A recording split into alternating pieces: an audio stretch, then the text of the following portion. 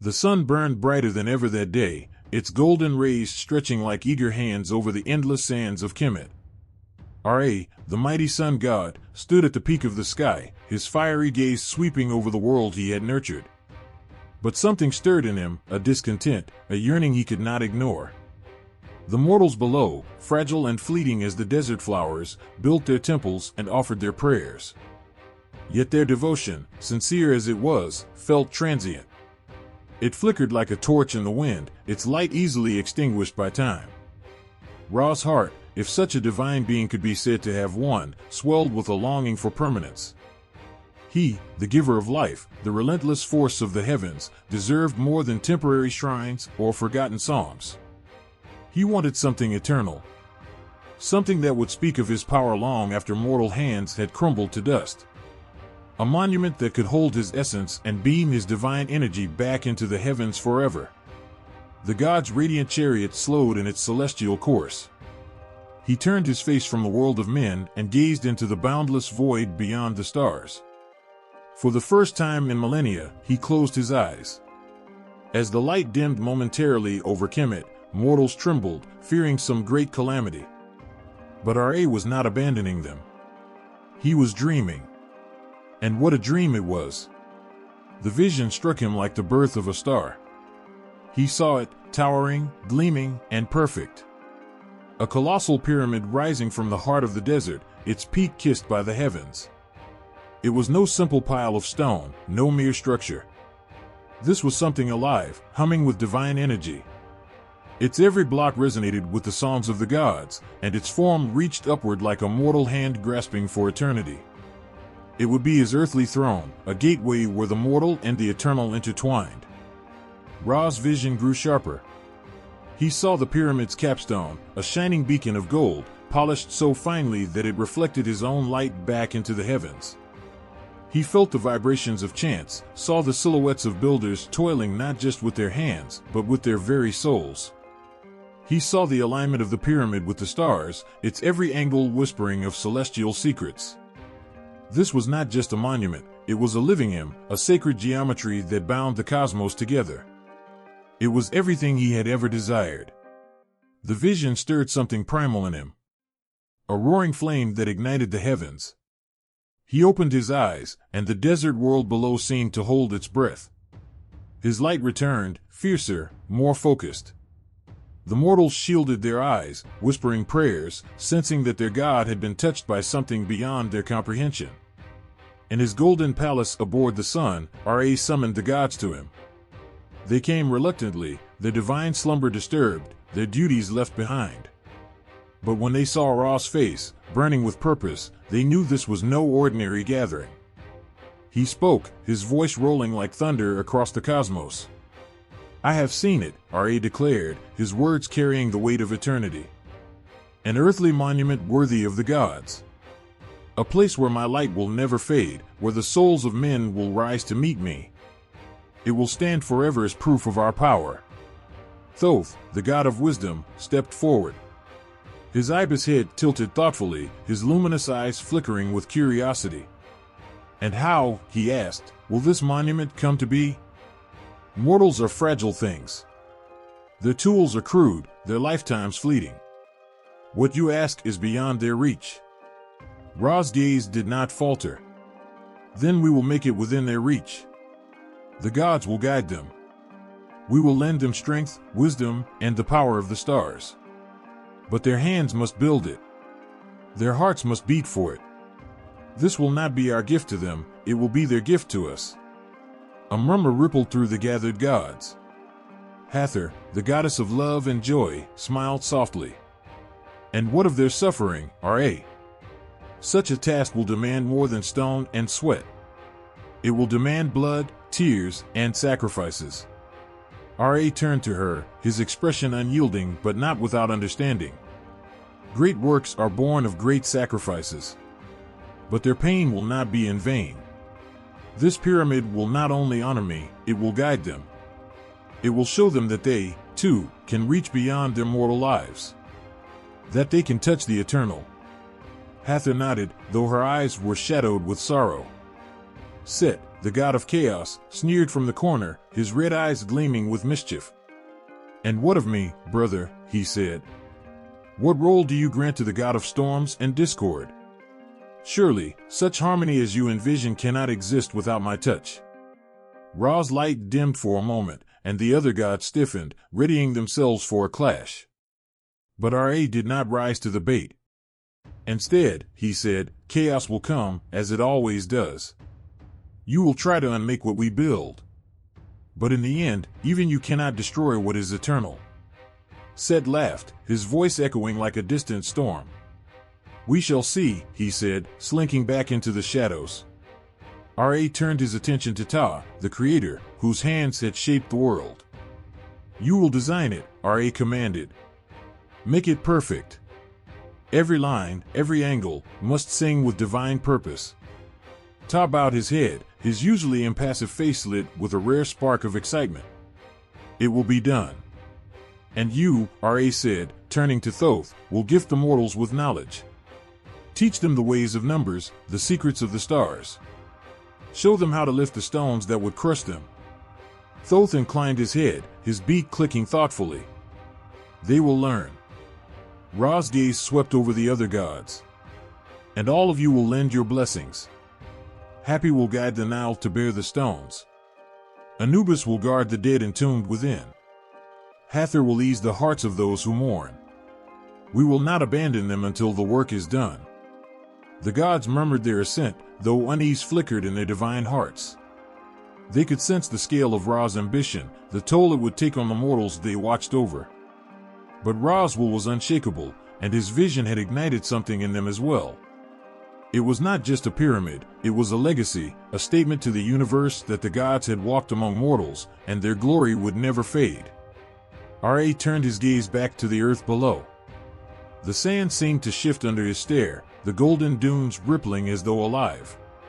Somewhere, in the heart of Kemet, a man named Khufu stirred in his sleep. Dreams of a great pyramid filled his mind, though he could not yet comprehend them. Ra's divine energy reached out, touching the land, the people, the future. The first stone had not yet been laid, but the pyramid already existed, in the heart of a god. The desert winds howled outside the palace walls, carrying with them the sound of shifting sands and whispers of something far greater. Inside, a young boy no older than 7 sat cross-legged on the cool stone floor, his small hands tracing patterns in the dust. Khufu, heir to the throne, had a quiet curiosity about him, the kind that often led him into places he was told not to go. Tonight, though, his world felt different. There was a heaviness in the air, as if the gods themselves had leaned closer to watch. The boy had been restless for days. His dreams, vivid and strange, left him gasping awake each night. He hadn't told anyone, not his father, not the palace priests, not even his nursemaid. How could he? How could he explain the images that burned behind his eyes as if branded there? A mountain of stone, rising impossibly high into the heavens. Stars aligning in perfect patterns above it. Shadows of figures too great to be mortal walking among the stones. The visions frightened him, but they also held him captive. It was as if the dreams weren't just dreams. They were something more. Something alive. That night, as the wind roared louder, Khufu felt it again, a pull, deep in his chest. He slipped out of bed, his bare feet silent against the stone floor, and wandered toward the balcony that overlooked the palace gardens. The moon hung full and low in the sky, casting its pale light across the land. As he gazed out, something caught his eye.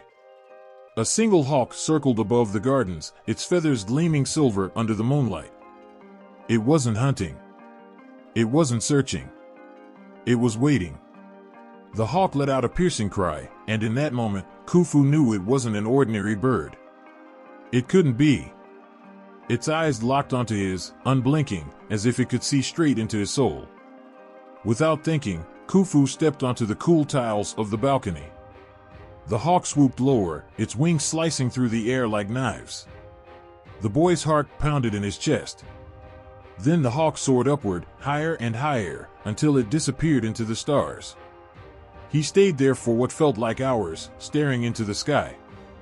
A strange warmth spread through him, like the sun's light was pouring directly into his veins. He didn't understand what it meant, but he felt it. Something was waiting for him.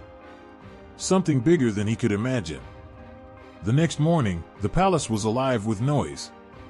Servants rushed through the halls, carrying trays of food and bolts of fine cloth. Advisors whispered urgently to the pharaoh, Khufu's father, their faces drawn with worry. But Khufu wasn't paying attention to any of it. His thoughts were still with the hawk and the stars. He wandered into the great hall, his small frame dwarfed by the towering columns carved with images of gods and kings. In the center of the room stood a high priest, his robes shimmering gold in the morning light. He turned as Khufu entered, his eyes narrowing as if he saw something others could not. The priest beckoned the boy closer, and Khufu obeyed, though he didn't know why. "You've been dreaming, haven't you?" the priest said, his voice low but sharp as a blade. Khufu froze. The man leaned closer, his eyes glinting with something between curiosity and reverence. "Tell me what you've seen." Khufu hesitated. He thought of the pyramid in his dreams, of the stars that seemed to speak in whispers only he could hear. But how could he explain it? He didn't have the words. Instead, he looked at the priest and said, "A mountain. A mountain of stone that touches the sky." The priest drew in a sharp breath. For a moment, his face betrayed something Khufu couldn't place. Was it fear? Awe? Before he could ask, the priest knelt before him, lowering his head so far that his forehead touched the stone floor. "The gods have chosen you," he murmured, his voice trembling. "The vision is clear. You are destined for greatness, young prince." Khufu's chest tightened. He wanted to ask what the priest meant, but before he could, his father's booming voice echoed through the hall. "Khufu!" The pharaoh strode in, his gold headdress gleaming, his presence filling the room like a storm. He waved the priest away and knelt to face his son. "What nonsense is this man filling your head with?" he demanded, though there was no anger in his tone. Only concern. Khufu looked into his father's eyes, searching for reassurance, but he found none. "I've seen it," he said quietly. "The mountain. It's real." The pharaoh's face softened, but only for a moment. He placed a heavy hand on Khufu's shoulder. "Dreams are just dreams, my son. The gods send them to test our hearts, nothing more." But Khufu wasn't convinced. He could feel the weight of the vision pressing on him, as real as the ground beneath his feet. Even as his father spoke, Khufu's eyes drifted back to the sky outside. The hawk was gone, but the feeling it had left in his chest remained. Days turned into weeks, but the omens didn't stop.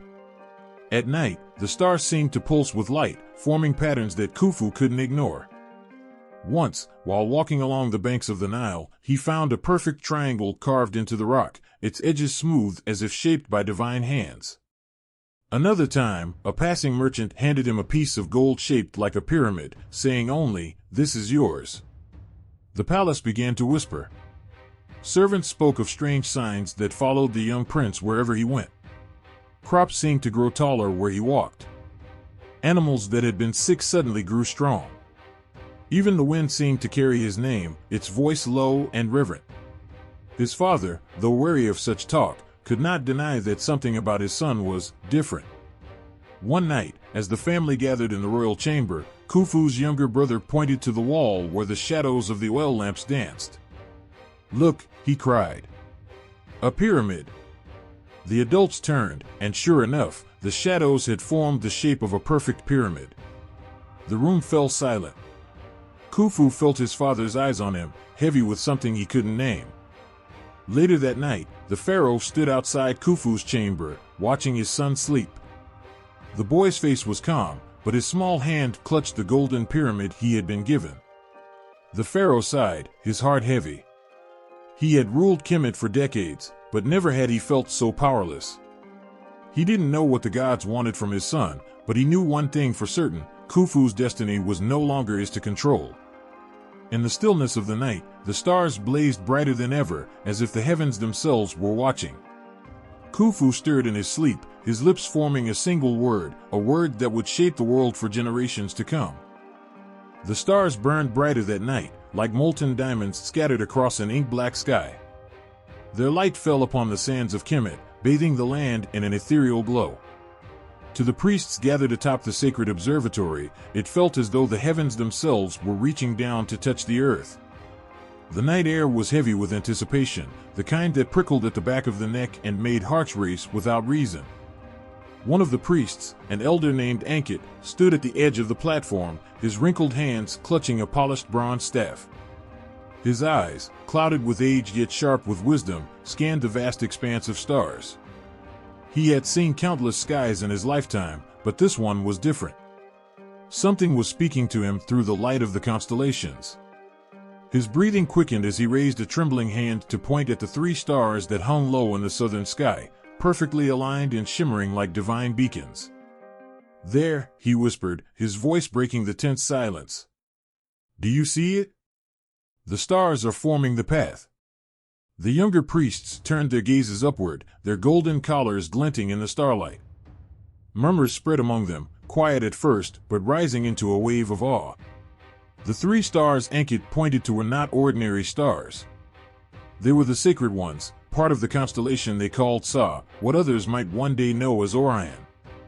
But tonight, they weren't just stars. They were a map. The head priest, Imhotep, stepped forward, his long robes brushing the stone floor. His sharp eyes darted between the stars and the sand far below, where the Nile carved its eternal path through the land. His mind worked quickly, faster than any mortal mind had a right to. He turned to Ankit and spoke with the weight of certainty. "The gods are speaking. They are showing us the foundation." Ankit nodded, though tears brimmed in his eyes. "But why now? Why here?" Imhotep didn't answer. He didn't need to. The air itself seemed to hum with the answer, a vibration that resonated deep within their bones. This was no random alignment. This was intent. The stars above were not distant lights, they were architects, their celestial forms casting a blueprint across the desert sands. The priests moved as one, their ceremonial tools clinking softly as they hurried to inscribe the positions of the stars onto clay tablets. They worked in silence, their faces tense with reverence and fear. Each mark they made on the tablet was careful, precise, as if a single mistake could undo the will of the gods. Hours passed, and the night deepened, but the priests did not tire. They measured, calculated, and whispered prayers to Ra, Thoth, and Ta, the gods of creation and wisdom. Every movement felt guided, as if unseen hands were steering them. The alignment of the stars seemed to mirror something below, something waiting to be realized. Finally, when the tablets were filled with markings, Imhotep rose and held one high above his head. His voice boomed across the platform, carried by the desert winds. "The gods have given us the plan," he declared. "It is written in the heavens.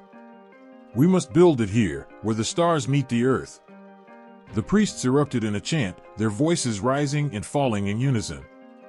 The sound seemed to ripple through the air, touching the sands and the Nile itself. In that moment, it was as if all of Kemet had awakened to the gods' will. The following nights were no less extraordinary. The priests returned to their observatory night after night, watching as the stars traced paths across the sky. Patterns emerged, triangles, lines, and angles so precise they could only be divine. It became clear to Imhotep and the others that the alignment of the stars dictated not only where the pyramid would stand, but how it would be built. The gods had left nothing to chance. One night, as the priests observed the sky, a sudden burst of light streaked across the heavens, a comet, its tail blazing white-hot. Gasps filled the platform as the comet arced toward the horizon and disappeared behind the western dunes. Imhotep's voice was steady, though his heart thundered in his chest. "The west," he said, "where the sun sets and the souls of the dead journey to the afterlife. The gods are commanding us to align the pyramid with their realm." He ordered the priests to mark the direction of the comet's fall, etching it into the tablets alongside the positions of the stars. The pyramid's purpose was becoming clearer with every passing night. It wasn't just a tomb for the pharaoh. It was a bridge between worlds, a structure that would channel the power of the heavens into the earth. As the priests continued their work, whispers of their discoveries began to spread through the palace. Even the pharaoh, Khufu, was not immune to the pull of the stars. He visited the observatory one night, his golden headdress catching the starlight as he stepped onto the platform. The priests bowed low, their foreheads touching the cold stone. "Rise," Khufu commanded, his voice calm but laced with authority. He approached Imhotep, his eyes scanning the tablets spread out before him.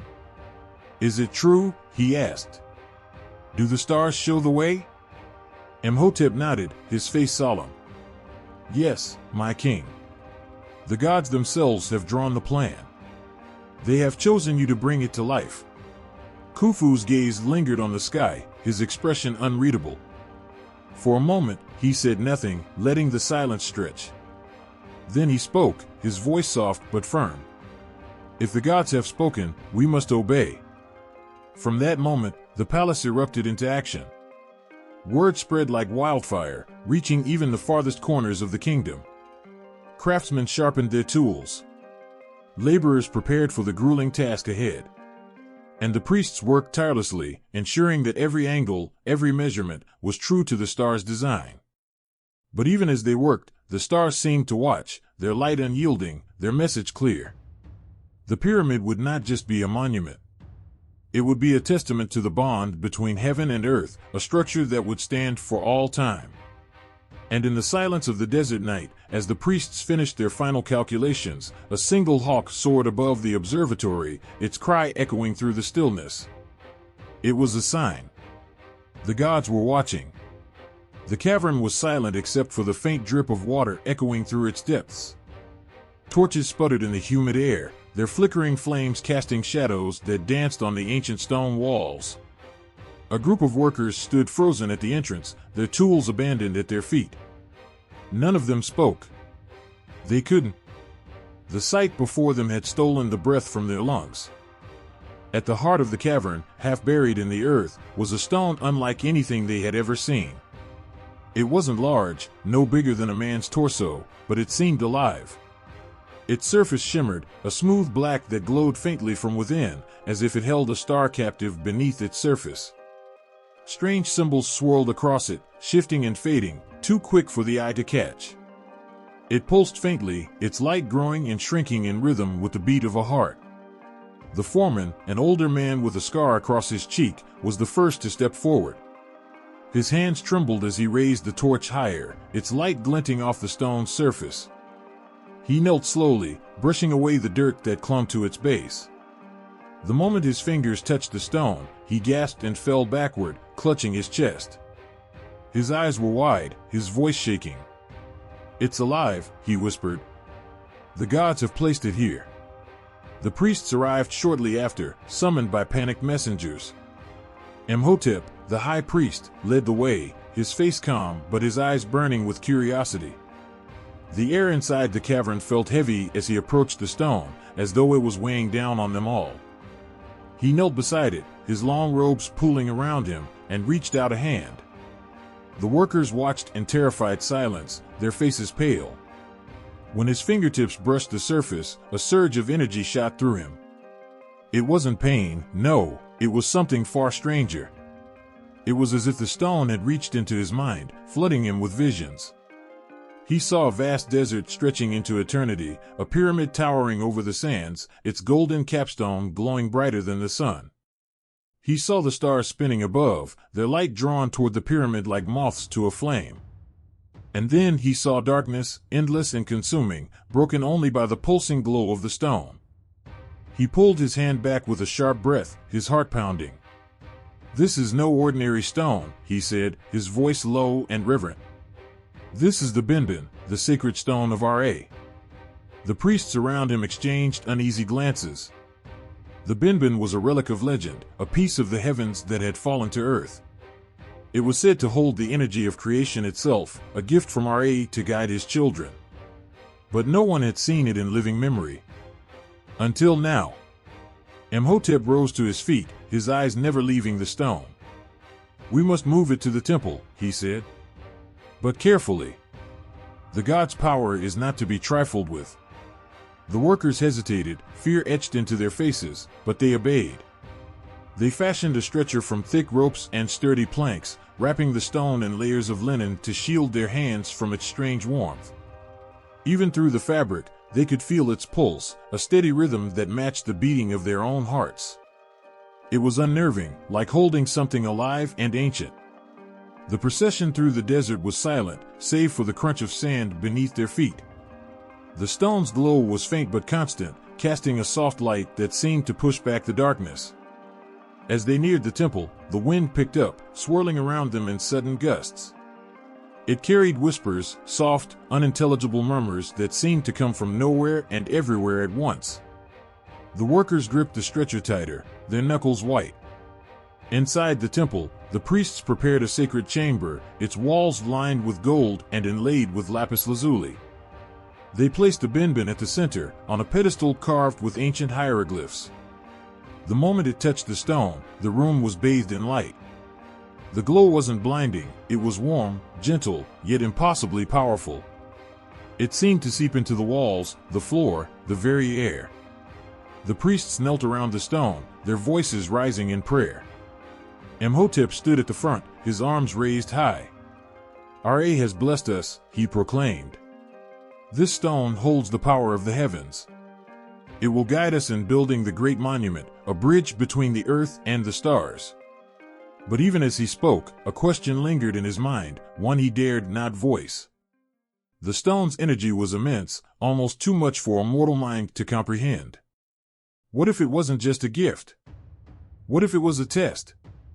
The priests studied the stone for days, watching as its glow shifted and pulsed. They noticed patterns in its light, sequences that repeated like the beating of a drum. They transcribed them onto scrolls, lines and angles and shapes that began to form a picture. Slowly, they realized what the stone was showing them. It was a design, a blueprint, intricate and precise. The pyramid. The realization sent shivers through the temple. This wasn't just a sacred stone. It was the heart of the god's plan, the key to harnessing the energy of the stars. Imhotep's hands trembled as he traced the lines on the scrolls, his mind racing. The pyramid wouldn't just be a monument. It would be a vessel, a channel for the energy locked within the stone.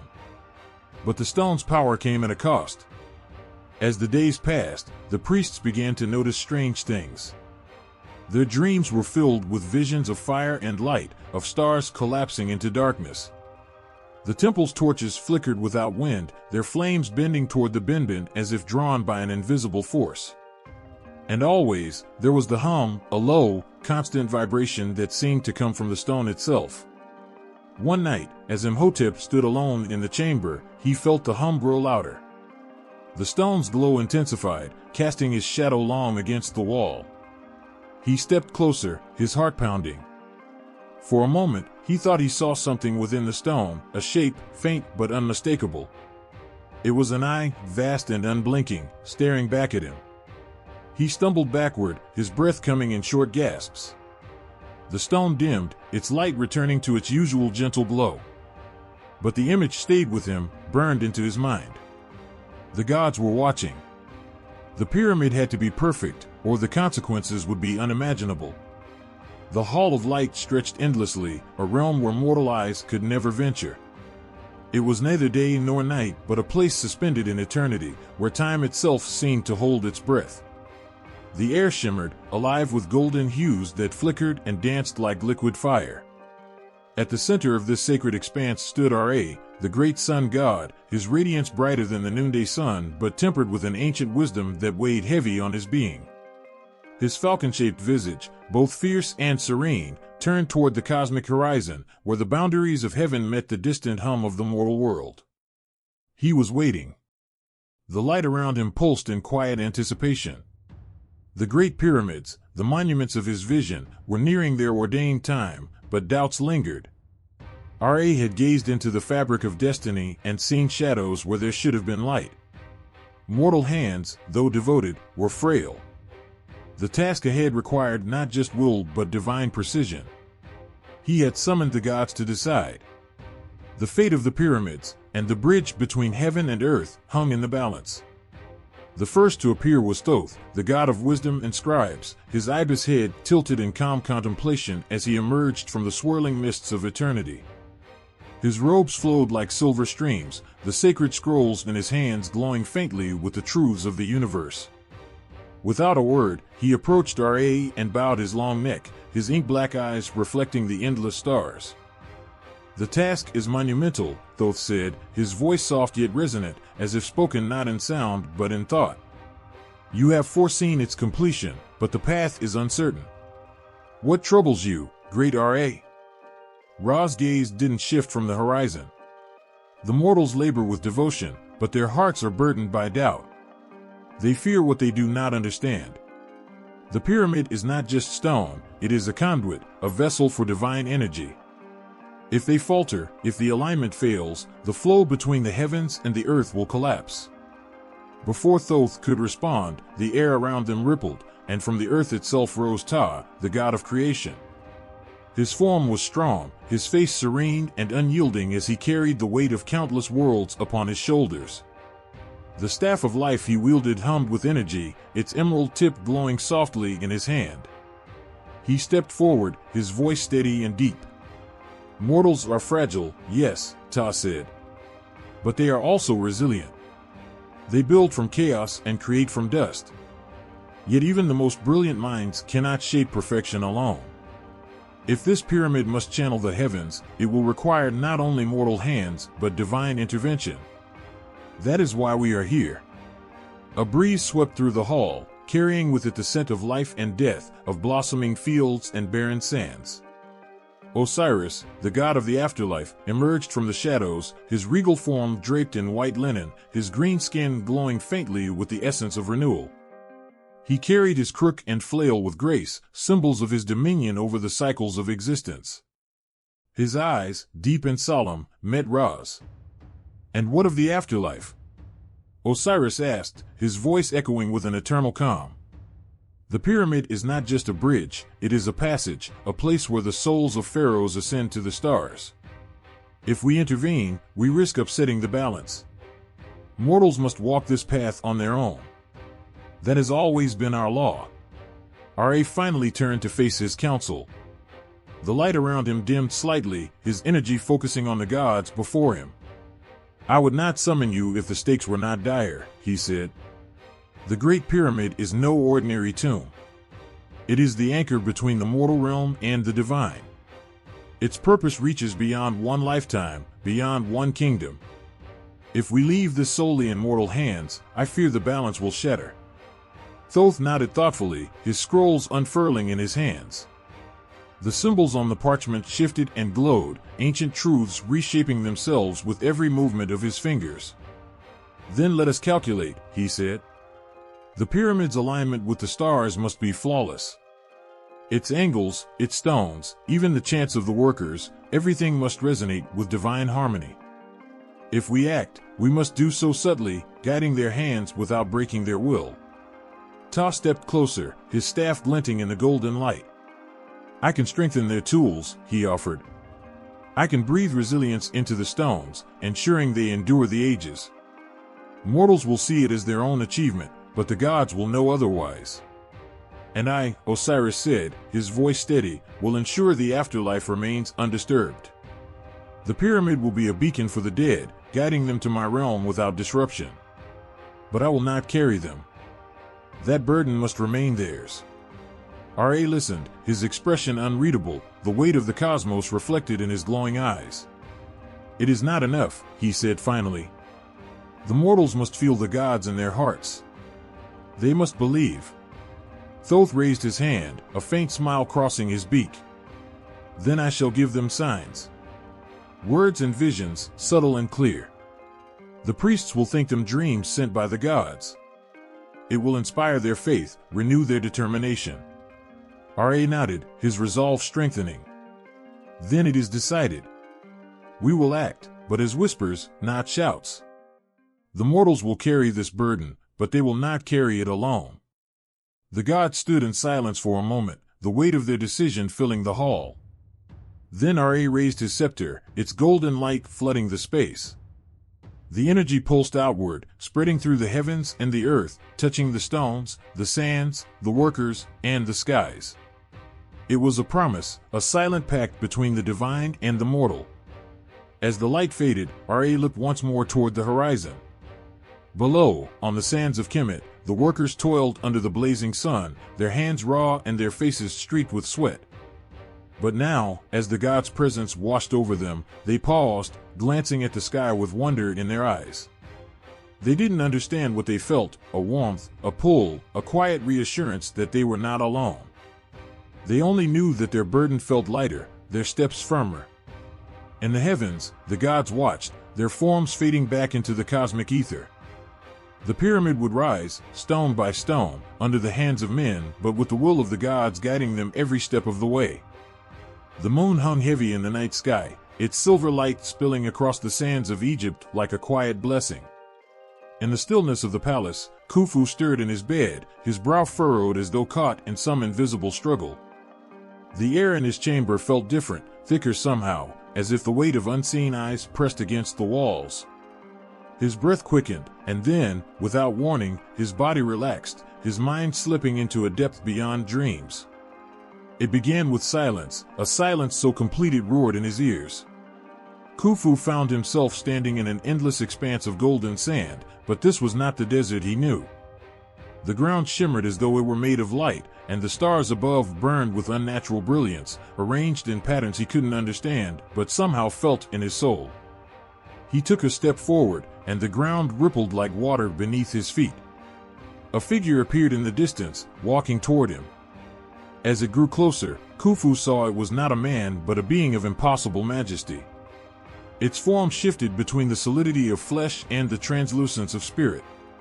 A falcon's head crowned its body, its eyes burning with the intensity of 1,000 suns. Khufu fell to his knees, his heart pounding.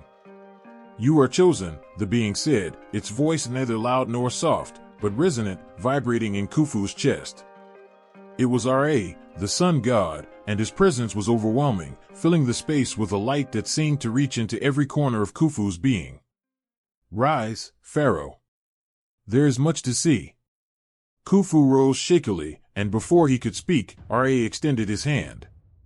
The stars above twisted and reformed, drawing lines that converged into the shape of a pyramid, a structure so immense it seemed to bridge the earth and the heavens. Khufu felt his breath catch as the vision consumed him.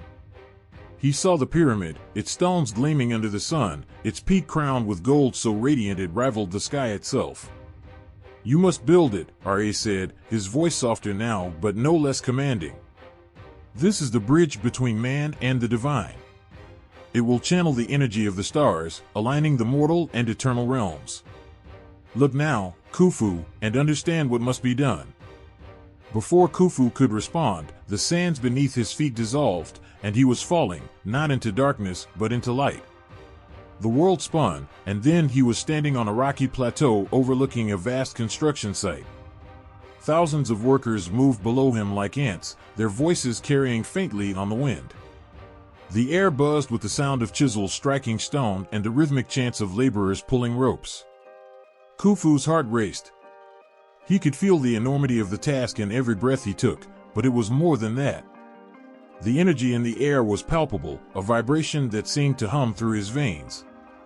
He descended the plateau, his feet moving as if guided by an unseen force, and found himself among the workers. They did not see him, their eyes focused on their tasks, but Khufu could feel their determination, their belief in something far greater than themselves. He approached a block of stone so massive it seemed immovable, yet dozens of men hauled it with ropes, their muscles straining as they chanted in unison. Khufu could feel their pain, their exhaustion, but also their resolve. The chants grew louder, resonating in his chest, and he realized the rhythm was not random, it matched the pulse of the stars above. A voice whispered in his ear, soft but insistent. "Watch." The air shimmered, and the workers faded away, replaced by priests clad in white linen.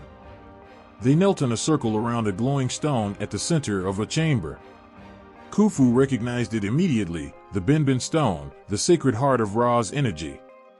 It pulsed with light, sending waves of energy outward, and as it did, the pyramid seemed to take shape around it, rising stone by stone, layer by layer. The vision was breathtaking, and Khufu felt tears streaming down his face.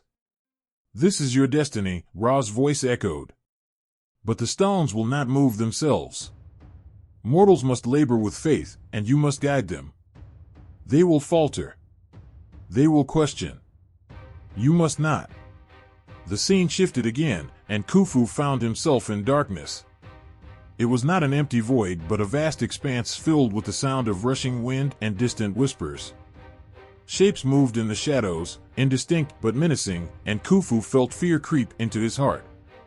Then, from the darkness, a single beam of light pierced through, illuminating a golden capstone floating in the air. Khufu reached for it, and the moment his fingers brushed its surface, he was engulfed in light. Visions flooded his mind, the pyramid complete, its peak blazing under the sun, the people of Egypt bowing in reverence, the spirits of the dead ascending to the stars. But there was also fire and chaos, the pyramid crumbling under the weight of its own power, the connection between worlds severed. Khufu gasped and withdrew his hand. The light dimmed, and Ra's presence returned, his form towering and radiant. "Your choices will determine the balance," Ra said. "The pyramid is not just stone, it is a living thing, a vessel for the divine.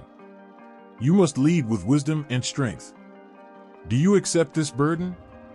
Khufu hesitated, his heart heavy with the enormity of what lay before him. But then he thought of his people, of their faith in him, of the generations yet unborn who would look to this monument as a testament to the god's favor. He lifted his head, his voice steady despite the fear that lingered in his chest. "I accept." The world around him began to dissolve, the light fading as the sands of the desert reappeared beneath his feet.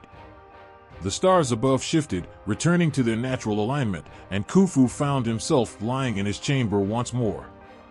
The weight of the vision lingered, pressing against his chest like an unseen hand.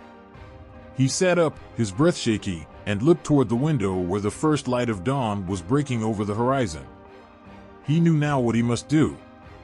The night was restless, the air thick with the hum of unseen forces. Khufu stood at the edge of the Nile, the great river stretching before him like a living artery that pulsed with its own rhythm. The water shimmered in the moonlight, moving silently yet with purpose, as though it carried whispers from distant lands. His breath was shallow, his chest tight with an unshakable feeling that someone, was watching him. The reeds by the riverbank swayed, though no wind stirred the air. The water rippled in patterns that seemed deliberate, almost intentional. Then, as if drawn by a force he couldn't name, Khufu stepped closer to the water, his sandals sinking into the damp earth.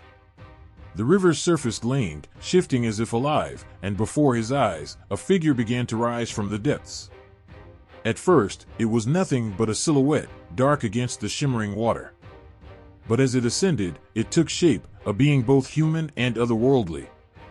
The figure's skin glistened like the river itself, flowing and fluid, its form shifting with every movement.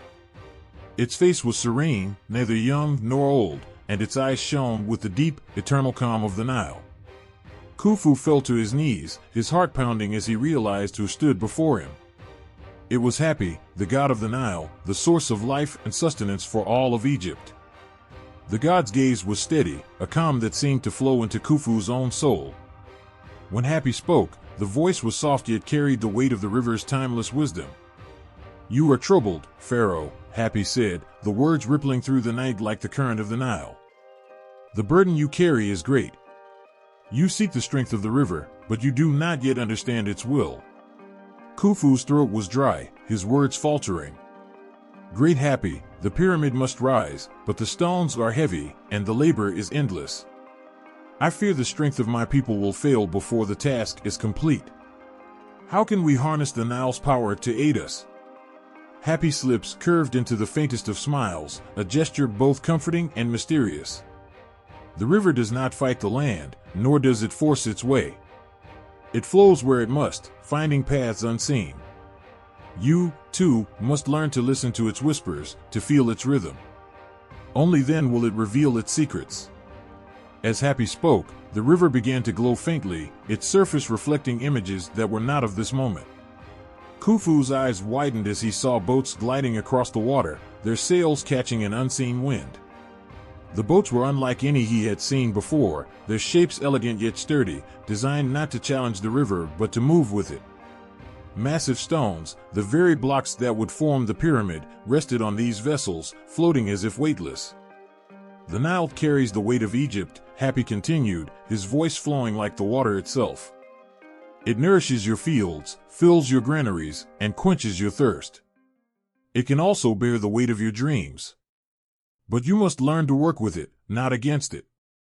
Khufu stared at the images on the water, his mind racing.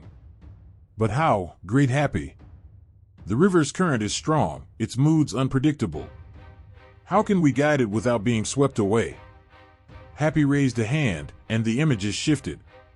Now Khufu saw men standing at the river's edge, their hands weaving ropes from reeds, their bodies moving in harmony as they worked together. He saw workers shaping wood, crafting boats with care and precision. He saw channels being dug, guiding the river's flow toward places it had not touched before. "The Nile respects those who respect it," Happy said.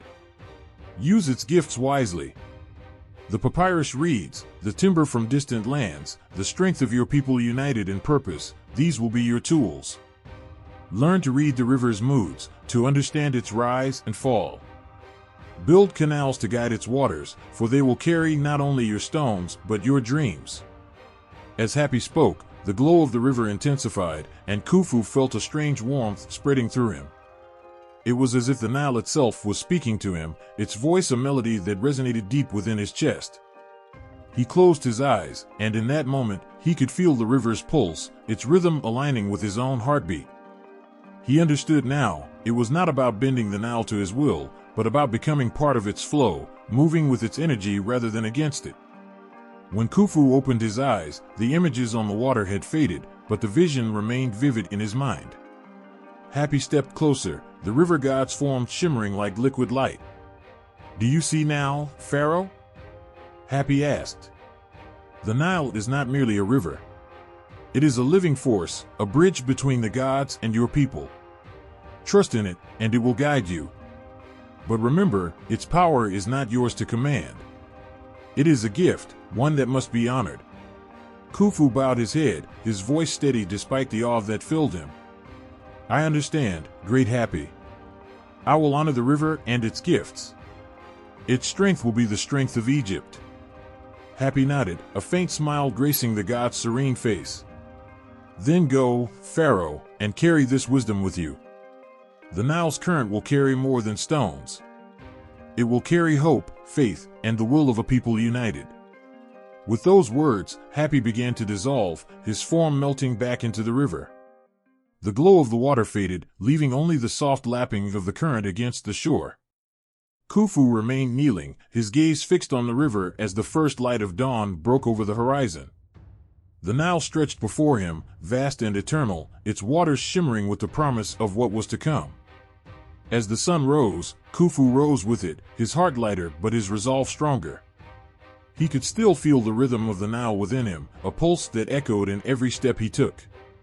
The pyramid would rise, and it would rise with the strength of the river, the lifeblood of Egypt, guiding every stone to its place.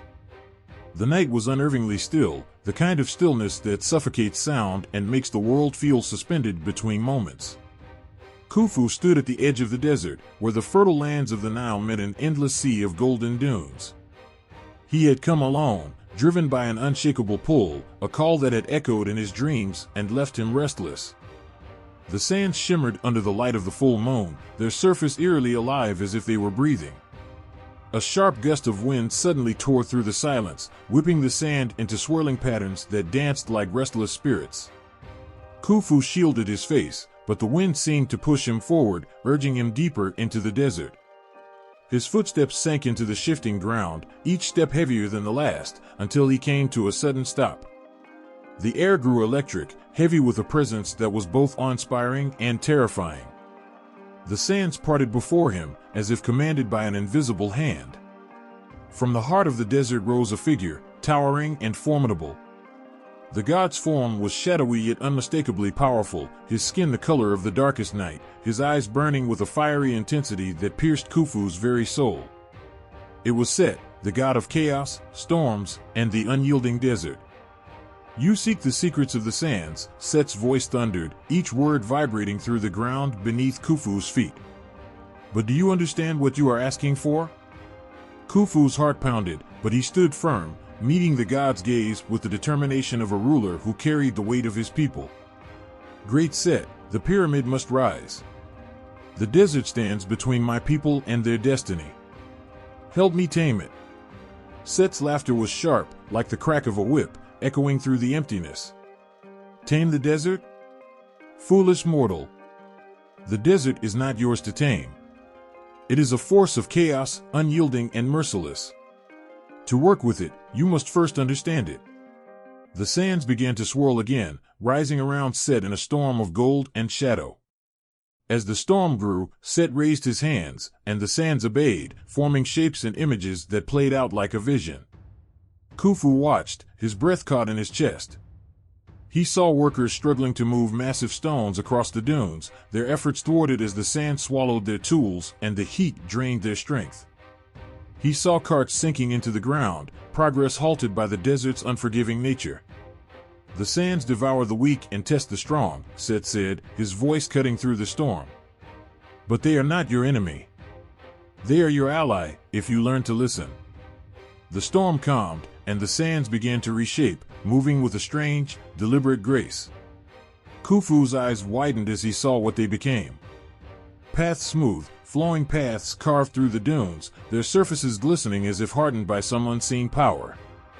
The stones that once struggled to move now glided effortlessly along these trails, carried as if by an invisible hand. Set stepped closer, his fiery gaze locked on Khufu. The desert will give you its power, but it will demand respect in return. The sands can be tamed with water and flame.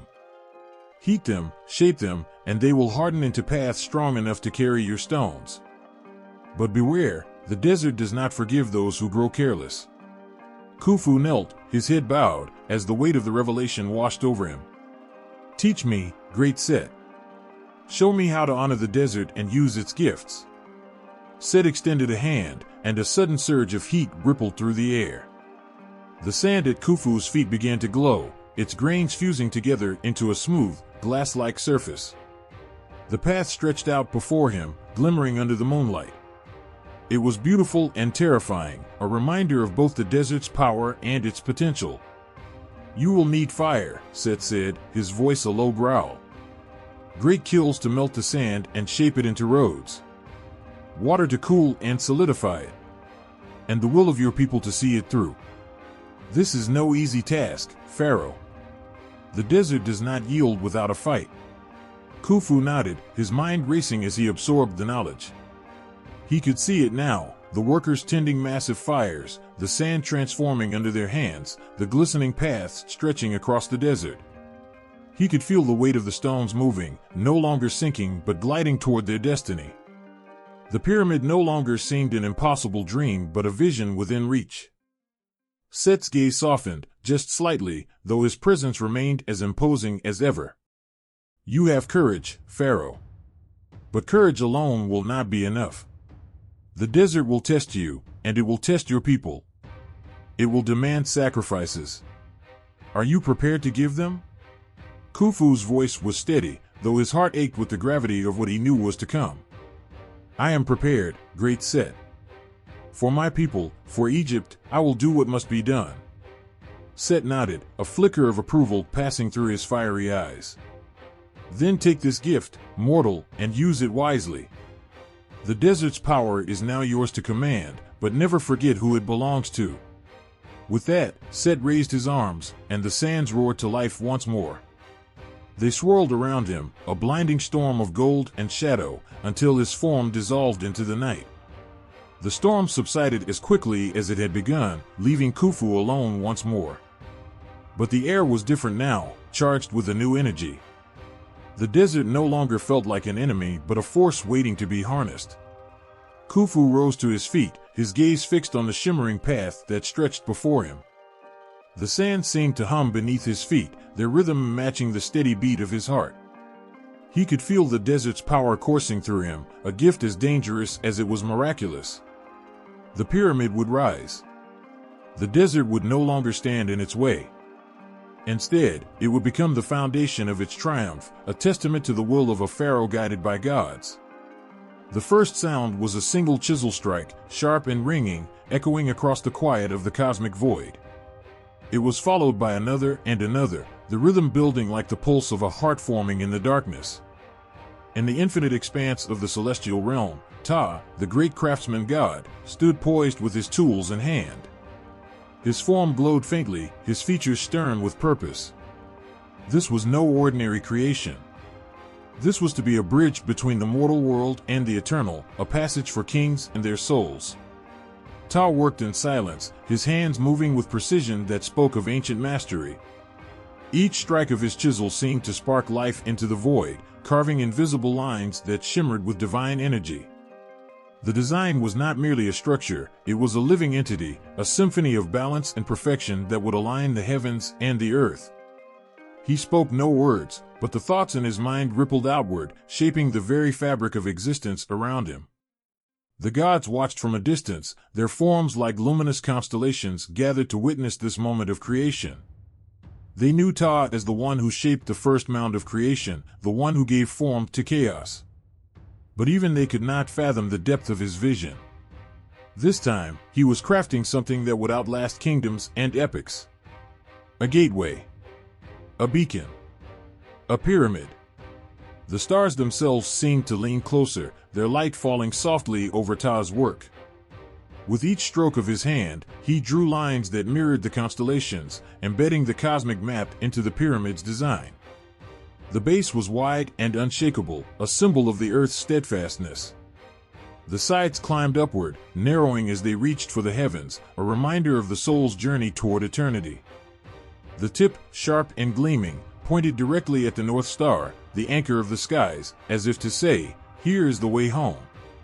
Ptah paused, his gaze turning toward the mortal world below. He could see the land of Egypt spread like a canvas beneath him, the Nile winding through it like a vein of life. He could see Khufu, the chosen pharaoh, standing under the stars, his eyes lifted to the sky as though searching for answers. Ptah's expression softened. The pharaoh's devotion had reached him, his prayers carried upward by the whispers of priests and the hopes of a people longing for immortality. The god knelt and placed his hand over the glowing lines of the pyramid's design. The energy thrummed beneath his palm, vibrant and alive. Slowly, Ptah began to speak, not with his voice, but with his thoughts, shaping the pyramid not just with form, but with meaning. "This is more than stone," he said, his words resonating through the void. "This is a guide for the soul. Each block, each angle, will hold the essence of Ma'at, the balance of the universe. It will stand as a testament to the harmony between gods and mortals, a ladder for kings to ascend to their rightful place among the stars." The pyramid's interior began to take shape in his mind, a labyrinth of chambers and passageways, each with a purpose. The pharaoh's tomb would lie at the heart of the structure, a place of sacred stillness. Above it, shafts would align with the stars, allowing the soul to travel unimpeded into the afterlife. Hidden chambers would hold treasures not just of gold but of wisdom, inscriptions that would echo the voices of gods to those who dared to read them. As Ptah's vision expanded, so too did the complexity of his creation. He imagined the walls lined with polished limestone, their surfaces gleaming like mirrors under the sun. He imagined the capstone crafted from pure gold, its brilliance a reflection of Ra's eternal light. But most importantly, he imagined the spirit of the pyramid, its invisible threads connecting earth to the heavens. To mortals, it would be a monument of stone. To the gods, it would be a living entity, breathing with divine energy. A shadow flickered in the corner of Ptah's vision, and he turned to see Osiris approaching. The god of the afterlife moved with quiet grace, his green skin glowing faintly under the celestial light. He studied the pyramid's design for a long moment, his eyes thoughtful. "It is beautiful," Osiris said, his voice like a whisper carried by the wind. "But do you think they will understand its purpose?" Ptah's hands hovered over the glowing lines, his expression calm but unyielding. "They do not need to understand. They only need to believe. Belief will carry them when their strength falters, when doubt creeps into their hearts.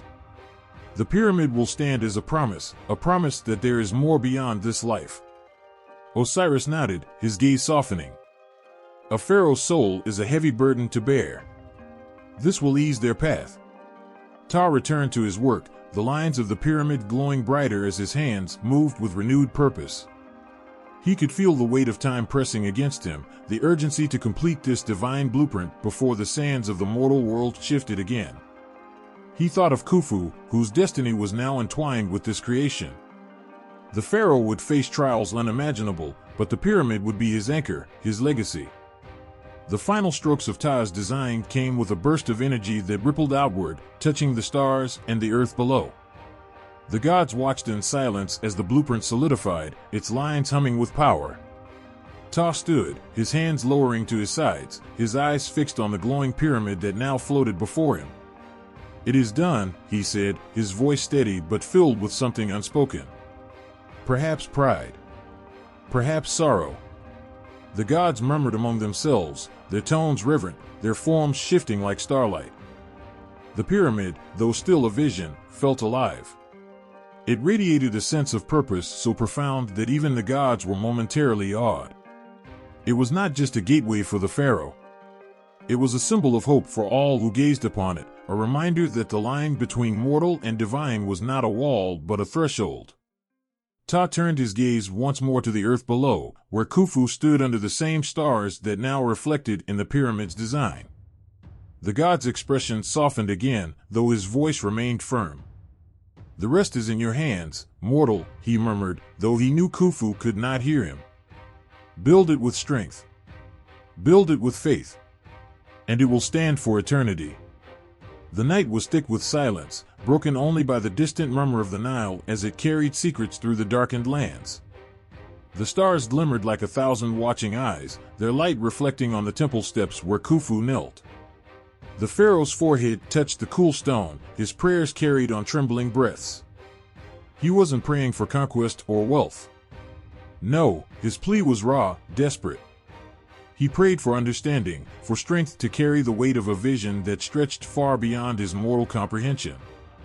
The temple air stirred, warm and electric, and Khufu felt the shift before he saw it.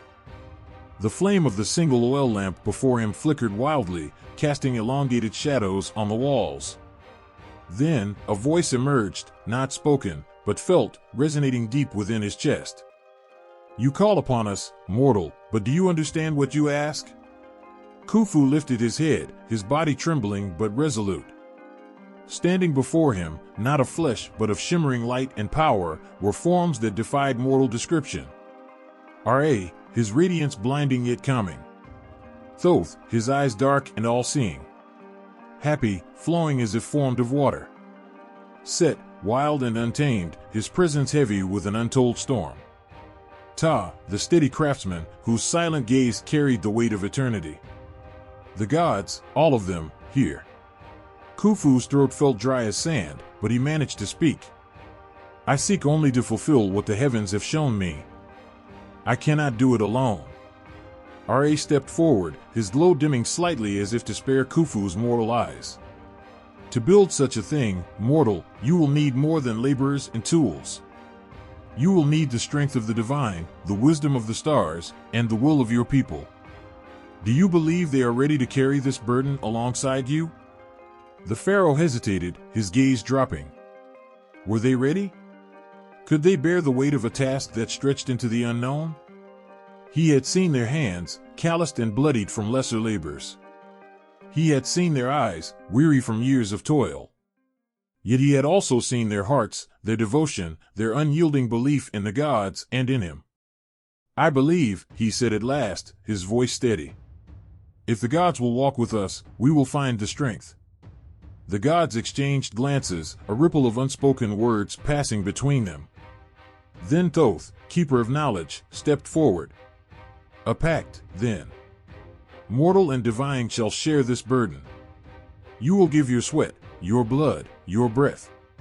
We will grant you what lies beyond human reach, guidance, power, and the essence of eternity." Khufu's breath hitched.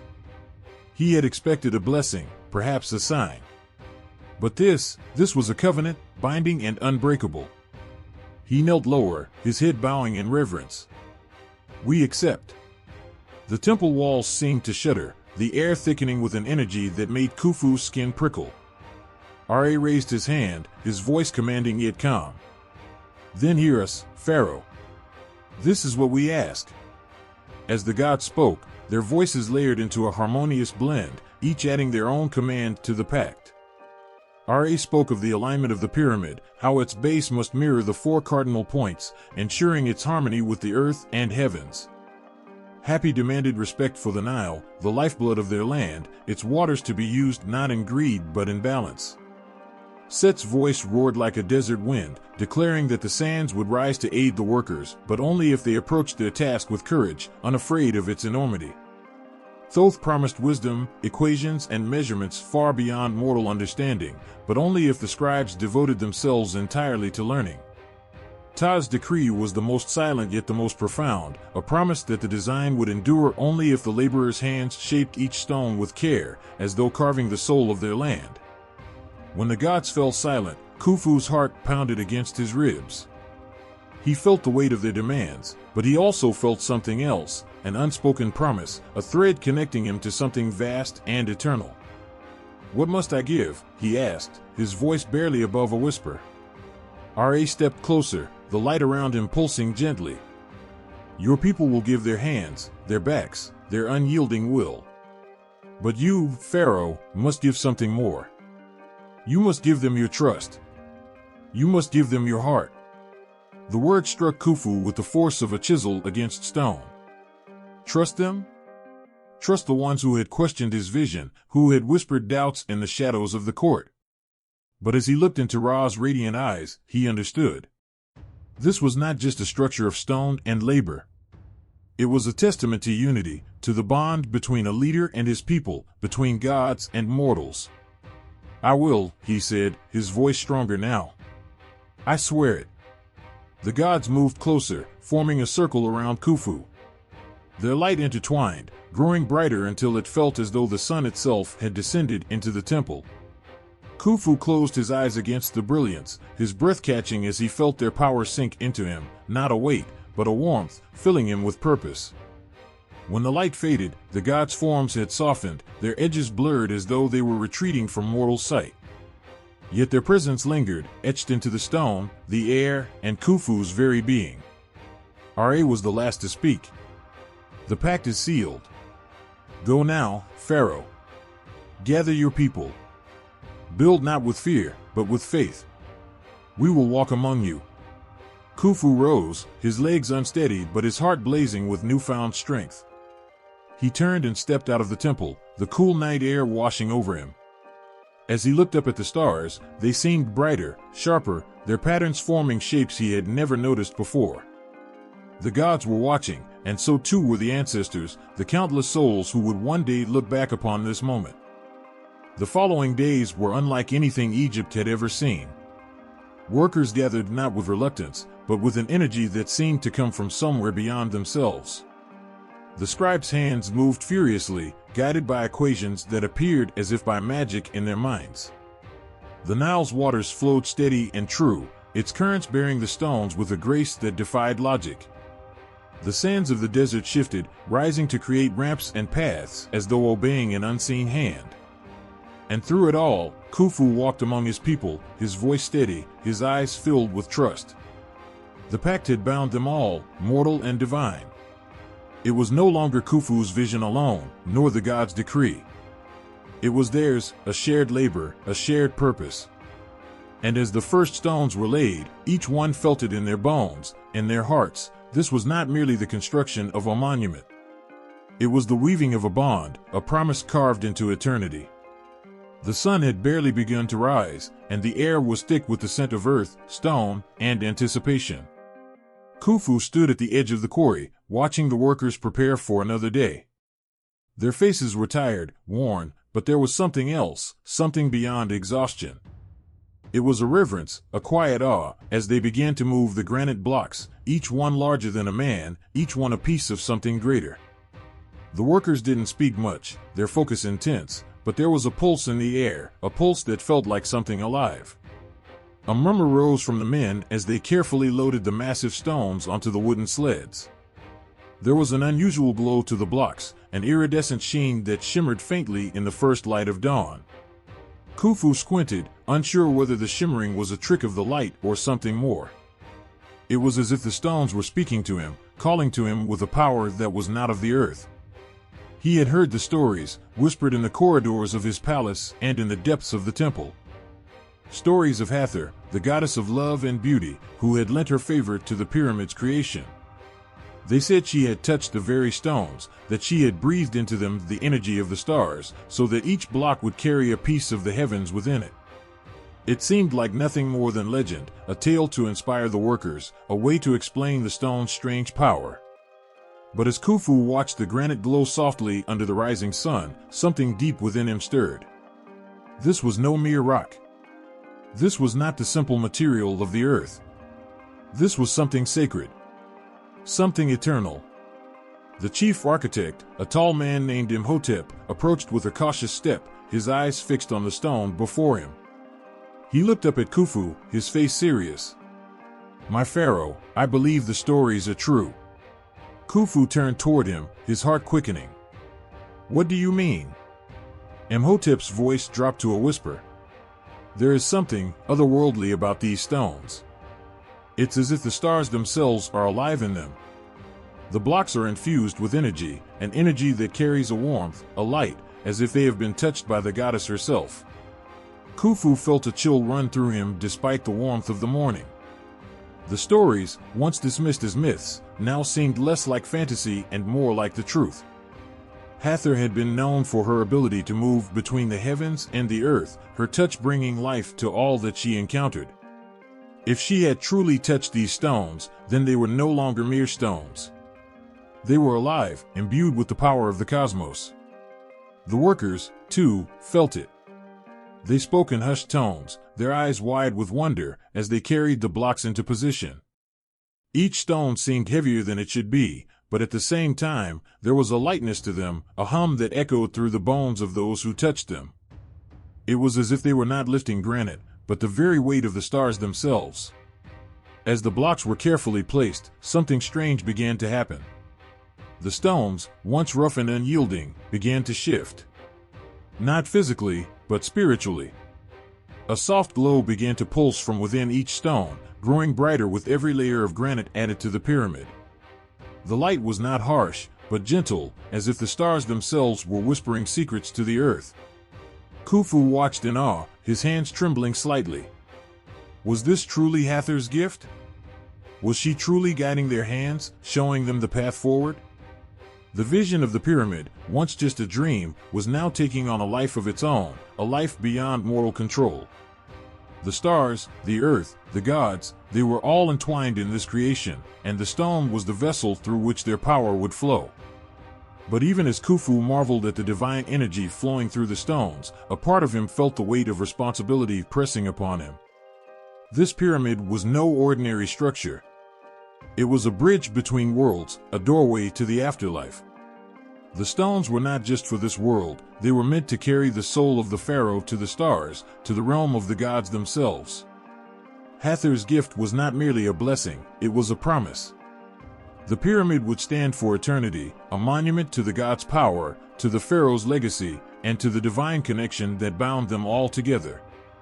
In the quiet of the quarry, with the glow of the stones lighting the way, Khufu felt a deep sense of purpose. This was more than just the construction of a tomb.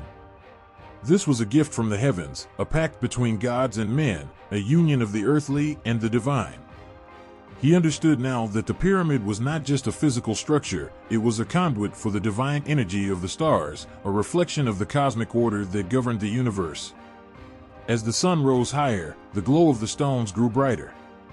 The workers, their hands steady and sure, continued their work, their movements in perfect harmony with the rhythm of the stones. They were no longer just laborers, they were part of something greater, something eternal. They were the hands that shaped the heavens, the builders of the bridge between life and death. Khufu stepped forward, his heart swelling with pride and awe. He reached out to touch one of the granite blocks, his fingers brushing its surface. The moment his skin made contact, a jolt of energy shot through him, filling him with a warmth that spread from his fingertips to his very core. He closed his eyes, feeling the pulse of the stars, the heartbeat of the universe, coursing through him. Hathor's energy, her gift, was now a part of him. It was as if the stones themselves had come alive, and he was connected to something beyond time, beyond space, beyond even the gods. When he opened his eyes, the quarry was silent. The workers had stopped their labor, standing still in reverence, their gazes fixed on the pyramid rising before them. Khufu knew that this was a turning point, a moment when the impossible became reality. The pyramid, once a dream, was now a living, breathing force. And as the last stone was set into place, the heavens themselves seemed to smile down upon the land of Egypt, a blessing from the stars. The pyramid was no longer just a tomb for a pharaoh. It was a testament to the power of the gods, a symbol of the divine connection that bound the earth and the heavens. It was a gateway to eternity, forged from the very stone of the heavens. The moon hung low in the sky, casting its pale light over the vast temple courtyard. The scribes were hard at work, their quills scratching across papyrus, writing the endless records of the pharaoh's commands, the details of harvests, and the tributes from distant lands. But tonight, something was different. The air was charged, like a storm was about to break, yet there was no sign of rain. The stillness around them felt pregnant with anticipation, as if the very heavens were waiting for something to unfold. In the center of the courtyard stood a lone figure, his robes flowing gently in the breeze. Thoth, the god of wisdom, knowledge, and writing, had come to visit the scribes. His presence filled the space with an almost tangible energy, an unspoken promise of power and purpose. His gaze, sharp and focused, turned toward the scribes, who were unaware of the divine visitor among them. But that was about to change. A scribe named Nezem, young and full of ambition, was bent over his work, his brow furrowed in concentration. His mind wandered between the symbols and the numbers, the intricate plans for the construction of the pyramid. The work was endless, the details complex. He had seen the massive stones, heard the stories of the gods' involvement in the construction, but something inside him felt like a piece was missing, as if the plans had not been fully revealed to him. Nezem's quill hesitated over the papyrus, and for a brief moment, he wondered if he would ever fully understand the mysteries of the pyramid. As if answering his silent question, a cold wind swept through the courtyard, causing the other scribes to look up in confusion. Nezem, too, lifted his head, feeling an inexplicable pull in the air. He wasn't sure why, but his heart began to race. And then, from the shadows, a voice echoed in the silence. Nezem. His breath caught in his throat as he turned to see the figure standing before him. It was Thoth, his ibis-headed form towering with wisdom and power. The god's eyes gleamed, a knowledge beyond the mortal realm radiating from them. "You seek understanding," Thoth's voice resonated, a deep, soothing sound that seemed to echo within Nezem's chest. "You wish to know how to complete the divine work entrusted to you." Nezem stood frozen, his heart pounding. His thoughts raced, but he could only manage a faint nod. Thoth smiled, a knowing smile. "I have come to grant you the knowledge you need. The knowledge to complete the pharaoh's dream." With a flick of his hand, a golden scroll appeared, unfurling in the air. It was inscribed with symbols, ancient and complex, but as Nezem gazed at them, they began to make sense. The symbols seemed to shift, moving, changing, until they formed a pattern, a code, a map that connected numbers, shapes, and geometry in a way that was both beautiful and terrifying. "This is the secret of construction," Thoth said, his voice quiet, as if the very words were sacred. "This is the codex of the gods. It is a mathematical code, unbreakable and eternal, designed to guide you in your task. With it, you will know the exact measurements, the angles, the proportions needed to construct the pyramid. You will understand the harmony between the earth and the heavens, between the mortal realm and the divine." Nezem's eyes widened, his hands trembling as he reached for the scroll. His fingers barely brushed the edges, but it was enough. The symbols began to pulse with light, and the meaning behind them seemed to seep into his mind, filling him with a deep sense of clarity. It was as if he could see the pyramid in his mind, not just as a collection of stones, but as a living, breathing entity shaped by the very laws of the universe. The scroll vibrated in his hands, and Nezem gasped, feeling an overwhelming surge of energy, as though the knowledge was more than just information. It was a power, a force, flowing through him. The geometry and numbers began to hum in the air, alive with purpose. He could hear the whisper of the stars, the pulse of the earth, and the steady beat of his own heart. Everything was connected. Everything had a place. "You will not fail," Thoth continued. "With this knowledge, the pyramid will rise as the gateway to the afterlife. It will stand as a beacon, a monument to the pharaoh's glory, and a testament to the God's will. You must pass this knowledge on, for it is meant to guide all those who come after you. But be cautious, for this is not a knowledge to be taken lightly. It is sacred, and with it comes great responsibility." Nezem, though still overwhelmed by the magnitude of what was happening, nodded. He could already feel the weight of the responsibility settling onto his shoulders. The codex wasn't just a tool, it was a gift, a divine connection to the cosmos itself. With it, he would be able to build the pyramid with the precision and perfection that only the gods could envision. It was as if Thoth had unlocked the very language of the universe for him, and now he was tasked with translating that language into the physical world. The air around Nezem crackled with energy as he looked at the golden scroll. He could almost see the pyramid in front of him, each stone falling into place as if by magic. The pyramid wasn't just a tomb, it was a bridge, a pathway from this world to the next, constructed according to the divine plan that Thoth had revealed to him. And then, just as suddenly as he had appeared, Thoth's presence began to fade. The god's eyes lingered on Nezem for a moment longer, and in that brief instant, Nezem felt an overwhelming sense of gratitude, as though he had just been touched by something far greater than himself. "The codex is yours," Thoth said, his voice growing softer. "Use it wisely. Let it guide your hand, but never forget that it is the gods who set the path, and it is the pharaoh who leads." With those final words, Thoth disappeared, leaving Nezem standing alone in the courtyard. But he was no longer the same. The knowledge was inside him now, a living, breathing force that pulsed with purpose. The codex was no longer just a collection of symbols, it was a part of him, etched into the very core of his being. As the scribes returned to their work, Nezem took his quill in hand, his heart steady and certain. He would not fail. He would pass the codex on to the others, and together, they would build the pyramid. The gods had granted them the knowledge, and now it was their turn to honor that gift. The work ahead would be difficult, but with Thoth's guidance, nothing was impossible. The scroll in his mind, the codex of the gods, would be their blueprint, their guide, their unbreakable code. And with it, the pyramid would rise, not just as a monument to the pharaoh, but as a living testament to the divine knowledge and the timeless power that flowed through the hands of the scribes. The early morning air was thick with anticipation. The sun had just begun to rise, casting long shadows over the desert as the workers assembled. The earth seemed to hold its breath, waiting for something.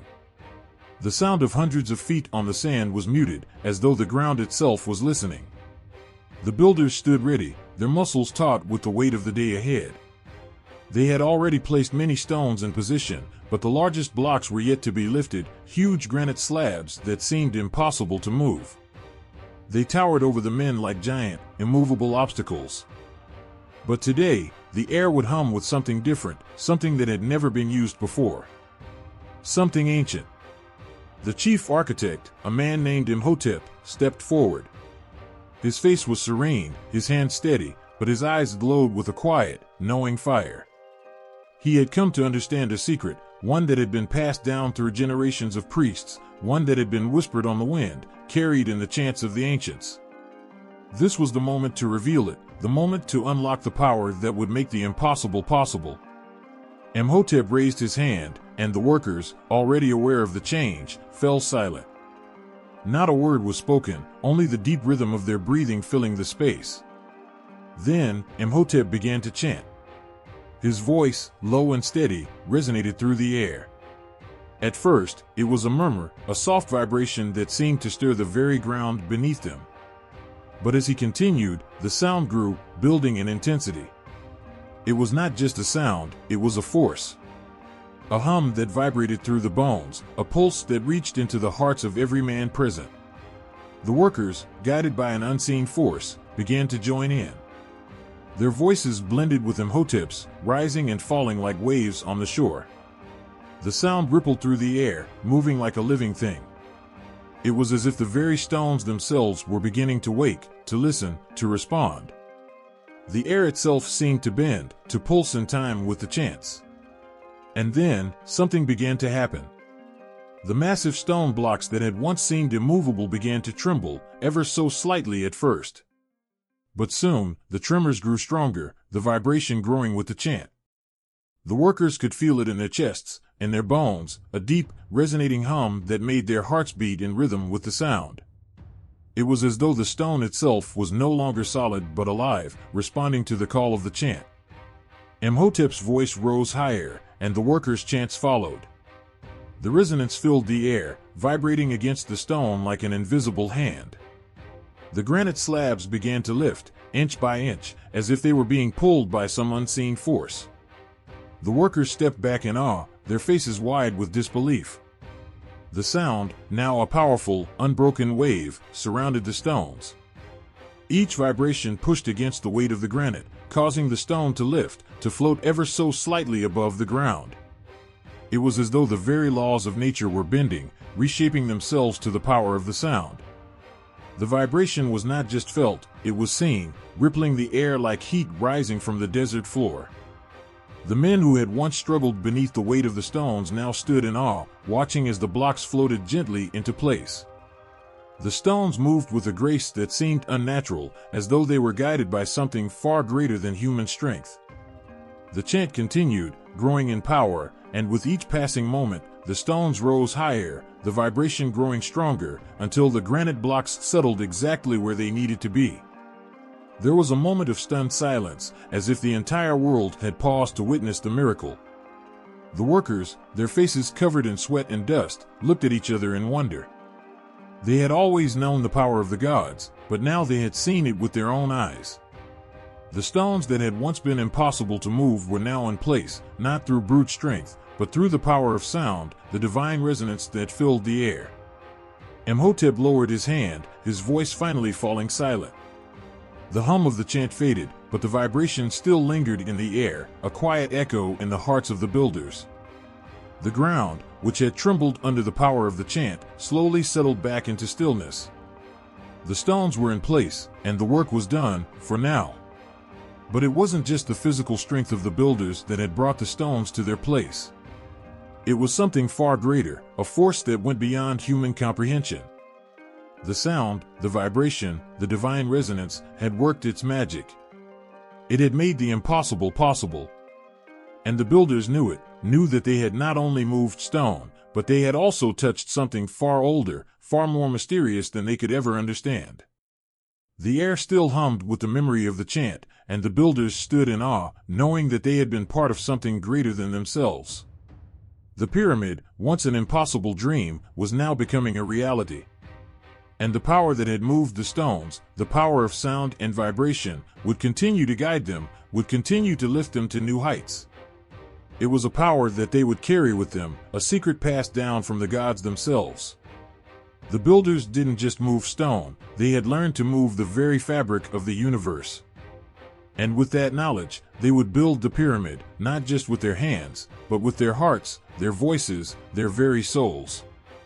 The sound of the chant would echo through the ages, carrying the power of the gods in every stone that was placed, every vibration that shook the earth. It was an ordinary morning when the earth seemed to hold its breath. The foremen gathered in the clearing near the construction site, where the rising sun painted the sands with a golden hue. The workers moved like shadows, their bodies moving in rhythm with the whispering wind. But something in the air felt different that day. An unspoken tension thrummed through the group, as if the very desert held a secret, a promise waiting to be fulfilled. The foreman, Nabu, stood at the front, his eyes fixed on the distant horizon where the unfinished pyramid loomed like a giant, a silent witness to the labor that had already shaped its mighty form.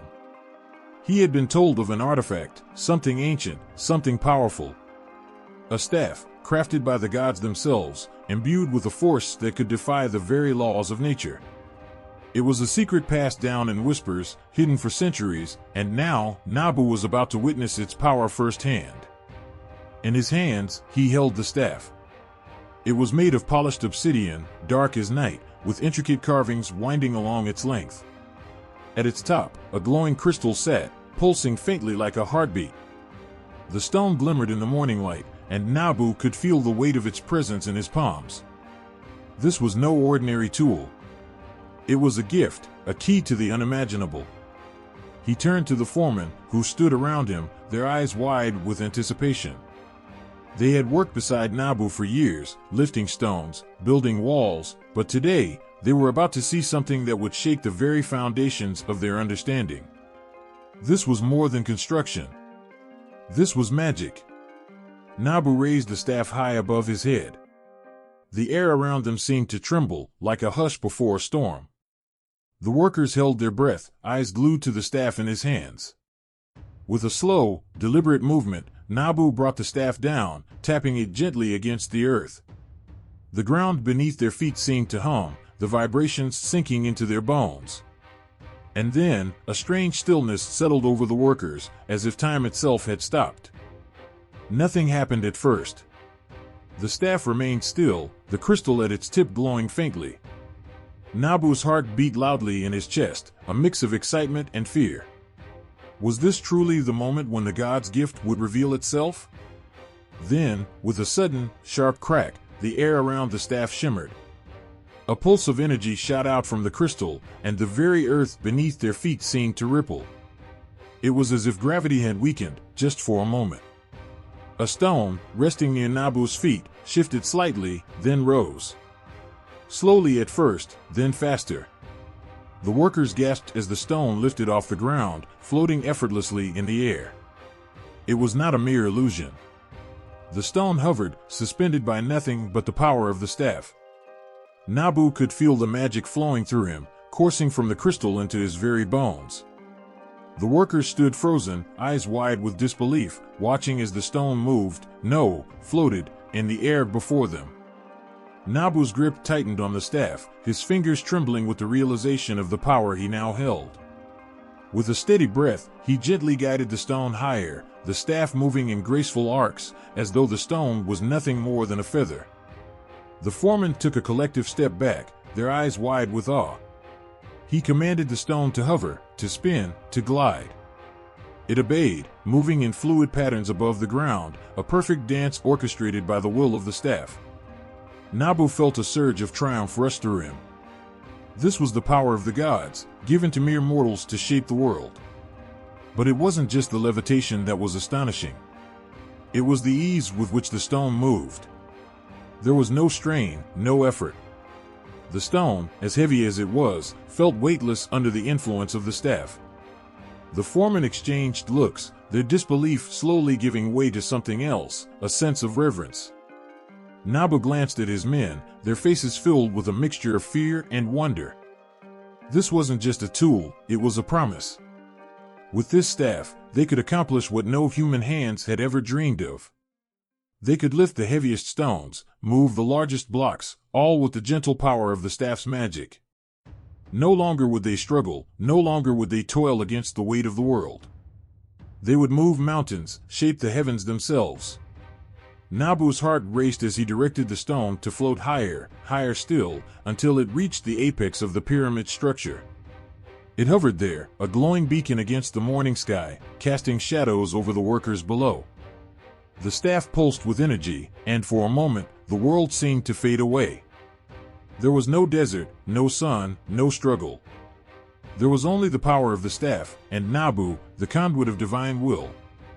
The stone floated gently back down, settling precisely into place on the pyramid's growing structure. The workers cheered, their voices breaking the silence like a wave crashing on the shore. They had seen the impossible made real. They had seen the god's power manifest in their hands. But Nabu knew this was only the beginning. With the staff, they could build faster, stronger, more precisely than ever before. The staff wasn't just a tool, it was a bridge between the human and the divine. It was a gift, a secret, a promise that the gods had not forgotten them. As the staff hummed softly in Nabu's hands, he could feel the weight of its power. It was not just the staff that was powerful, it was the connection it created between the gods and the men. It was a bond forged in the fire of creation itself. The foremen looked at one another, their eyes filled with gratitude and awe. They understood now. This was not just work. This was destiny. This was magic. This was the future of Egypt itself. The staff was more than just an artifact. It was a bridge to the heavens. A force that could defy the laws of nature. And Nabu, with trembling hands and a heart full of awe, stood as its master, guiding the stones of the pyramid, one levitating block at a time. The desert was still. The sand stretched endlessly, a sea of golden waves beneath the fierce, unblinking sun. But there, standing on the edge of the construction site, with the half-built pyramid looming like a sleeping giant, something in the air felt charged. The workers, weary from their labor, paused for a moment, their eyes lifting to the heavens. A low, distant hum seemed to vibrate through the very earth beneath their feet. It was the eye of Horus, watching over them. Nabu, the chief foreman, stood at the base of the pyramid, his face turned toward the sky. His eyes were narrowed, searching for the signs, the patterns, the path that would guide their work. He could feel something, an invisible pull, something ancient and powerful stirring within him. He knew what it was. It was the power of Horus, the god who had watched over Egypt since the dawn of time, the protector of kings, the bringer of light. And now, Horus was watching them. The eye of Horus was more than a symbol, it was a force, a guide, a protector. A shadow fell over him. Nabu glanced over his shoulder.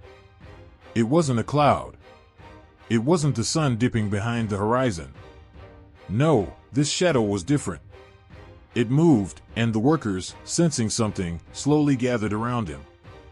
The air was thick with anticipation. The great Horus himself had come. In the space of a heartbeat, the sky seemed to shift. A brilliant flash of light exploded in the sky, and Nabu could barely contain his awe. The golden rays of the sun split the horizon, but there, at the center of the dawn's first light, was a silhouette, a figure with the head of a hawk, wings outstretched in a graceful arc. It was Horus. His form shimmered with divine light, his presence overwhelming. His eyes, like twin orbs of fire, bore down upon Nabu. "You have come far," the voice boomed in his mind, echoing like thunder, though the air was still. "But there is more to be done. The pyramid must align with the heavens themselves." Nabu's heart skipped a beat. To align the pyramid with the stars, that was no small task. He had heard the legends, the whispers of a time when the gods themselves guided the pharaohs, giving them the wisdom to connect earth and sky. The idea had always seemed like myth, too impossible to be real. But now, standing before Horus, it felt as though the heavens themselves had opened before him. "How do we align the pyramid?" Nabu asked, his voice trembling. Horus' eyes softened, and a gust of wind swept across the desert, cooling the sweat that beaded on Nabu's brow. "The eye sees all," Horus replied. "It is not just a symbol. It is the key to understanding the divine alignment. The stars in the night sky are the blueprint. The pyramid must be positioned so that it reflects the heavens, precisely. This is the path the soul must follow to ascend to the gods. Do you understand, Nabu?" Nabu nodded, though his mind raced. The eye of Horus wasn't just a godly symbol. It was an instrument, a means of divine guidance. The very stars above them held the answers, and Horus had come to guide them. "Use the eye to measure," Horus continued. "Align the pyramid's corners with the constellations. Let the stars be your compass. Let the light of Ra guide the stones as they are set into place." Nabu's fingers tightened around the staff, the mysterious artifact that had granted them the power to move the stones. It felt heavier now, charged with purpose. The workers gathered around him, eyes wide with wonder, as the air shimmered with the power of Horus. There was a hush as the divine presence filled the desert, and they all knew that this moment, this task, would change everything. "How will we know the right alignment?" Nabu asked, his voice barely above a whisper. The hawk-headed god looked down at him, his gaze penetrating. You must listen to the sky. Listen for the whispers of the stars, the hum of the universe. The alignment will come to you in waves, just as the tides move with the pull of the moon. Your hands must trust the earth, while your eyes trust the heavens. The pyramid is not just stone, it is a bridge, an opening to the divine. It is a reflection of the stars above and the souls below. Nabu closed his eyes for a moment, letting the words of Horus settle into him like a prayer. The silence was overwhelming. He could hear the distant call of the wind, the soft rustle of the sand as it shifted. But then, something else. A pulse, deep within him, as if the universe itself had exhaled. It was faint at first, but then it grew stronger, louder, a resonance that echoed within his very soul. When he opened his eyes, he saw it, there, directly above him, the constellation of Orion. His breath caught in his throat. The stars gleamed with a cold, distant beauty, their positions unchanged for eons. And beneath them, the pyramid, still incomplete, stood like an offering to the gods. It was as though the stars themselves had bent lower, stretching down to meet them. The stars are the keys, Nabu whispered to himself, the weight of it settling over him like a cloak. The pyramid is the lock. He turned to the workers, his voice now steady, filled with certainty. The pyramid must face the constellations. The north corner must align with the star Sirius. The south corner must point to the heart of the constellation of Orion. This is the will of Horus, the will of the heavens. We must build the pyramid to honor this divine path. The soul of the pharaoh will rise with the stars. The workers set to work with renewed vigor, their movements precise and focused. They used their measurements to place the stones, following the ancient codes passed down by the scribes. But Nabu could feel the weight of something greater now. It wasn't just labor. It wasn't just stone. It was a cosmic symphony, a connection between the earth and the heavens. With every stone set in place, the pyramid became more than a monument. It became a bridge, a conduit between the world of men and the world of gods. The eye of Horus watched over them, a silent guardian in the sky. And as the pyramid rose, its angles, its corners, and its foundation aligned perfectly with the stars above, Nabu knew that they were building more than just a tomb. They were building a portal to the divine, a path for the soul to follow in the afterlife. The air was heavy with an eerie stillness that settled over the construction site like a cloak. The workers, hardened by days of labor under the relentless sun, whispered among themselves, their voices low and cautious. Something was different tonight. The torches flickered unnaturally, casting dancing shadows on the massive stones, and a strange hum vibrated in the silence, faint yet undeniable. It was a sound that seemed to come from nowhere, but also from everywhere. Nabu, the chief overseer, stood at the edge of the site, his eyes scanning the horizon. The desert stretched into an infinite darkness, and yet he felt they were not alone. He clenched his staff tightly, the weight of his responsibility bearing down on him. He wasn't afraid of the workers' murmurs or even the occasional flicker of doubt in his own mind. But this invisible presence that gnawed at the edges of the night was something else entirely. A sharp cry pierced the stillness, and all heads turned toward the source. One of the younger workers stumbled backward, his face pale and eyes wide with terror. He pointed toward the scaffolding where shadows pooled unnaturally, shapes shifting and curling like living smoke. Nabu moved quickly toward him, his voice firm but steady. "What did you see?" The worker stammered, his gaze locked on the darkened corner of the site.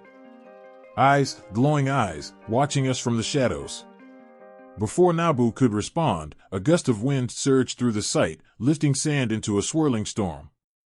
The torches sputtered and dimmed, their flames struggling to hold against the unnatural wind. The workers froze, their tools clutched tightly as though they were their only defense. And then, as suddenly as it began, the wind died, leaving a deafening silence in its wake. It was then that Nabu saw them. Out of the darkness emerged shapes that didn't belong to this world. Massive, imposing figures with glowing eyes that burned like molten gold. They moved with the grace of predators, their forms sleek yet muscular. The first to step fully into the torchlight resembled a lion, but its size dwarfed any earthly beast. Its golden mane shimmered like the sun, and its eyes radiated a wisdom that transcended time. Beside it, a creature with the body of a hawk and the head of a jackal stood tall, its gaze piercing, as though it could see straight into the soul. The workers gasped, many falling to their knees. Some whispered prayers, others clutched charms around their necks. But Nabu didn't move. His heart pounded, but he forced himself to stand firm. He had heard the legends, the tales of creatures sent by the gods to guard sacred sites. Could it be them? The hidden guardians? The lion-like creature stepped forward, its massive paws barely making a sound on the stone ground. It lowered its head, fixing Nabu with a stare that felt both protective and challenging. Nabu took a deep breath, then bowed his head respectfully. "You are the guardians," he said, his voice steady despite the quiver in his chest. "You protect this sacred work." The creature's gaze softened, and it tilted its head slightly, as if acknowledging his words. The jackalhawk let out a low, resonant cry that seemed to vibrate through the very stones of the pyramid. It wasn't a sound of threat, it was a warning. And then they came. From the edges of the desert, dark figures slithered and crept, their forms indistinct and shrouded in shadows. These were no earthly beings. They moved like smoke, yet their presence was tangible, their malice a suffocating force. The air grew colder, and the ground seemed to tremble beneath their approach. These were the dark forces the workers had whispered about, the unseen threats that sought to sabotage the divine construction. The lion roared, a sound so powerful it seemed to split the night in two. It charged toward the encroaching darkness, its golden mane blazing like a beacon of light. The jackalhawk spread its massive wings, and with a single leap, it soared into the air, diving toward the shadowy figures with precision and fury.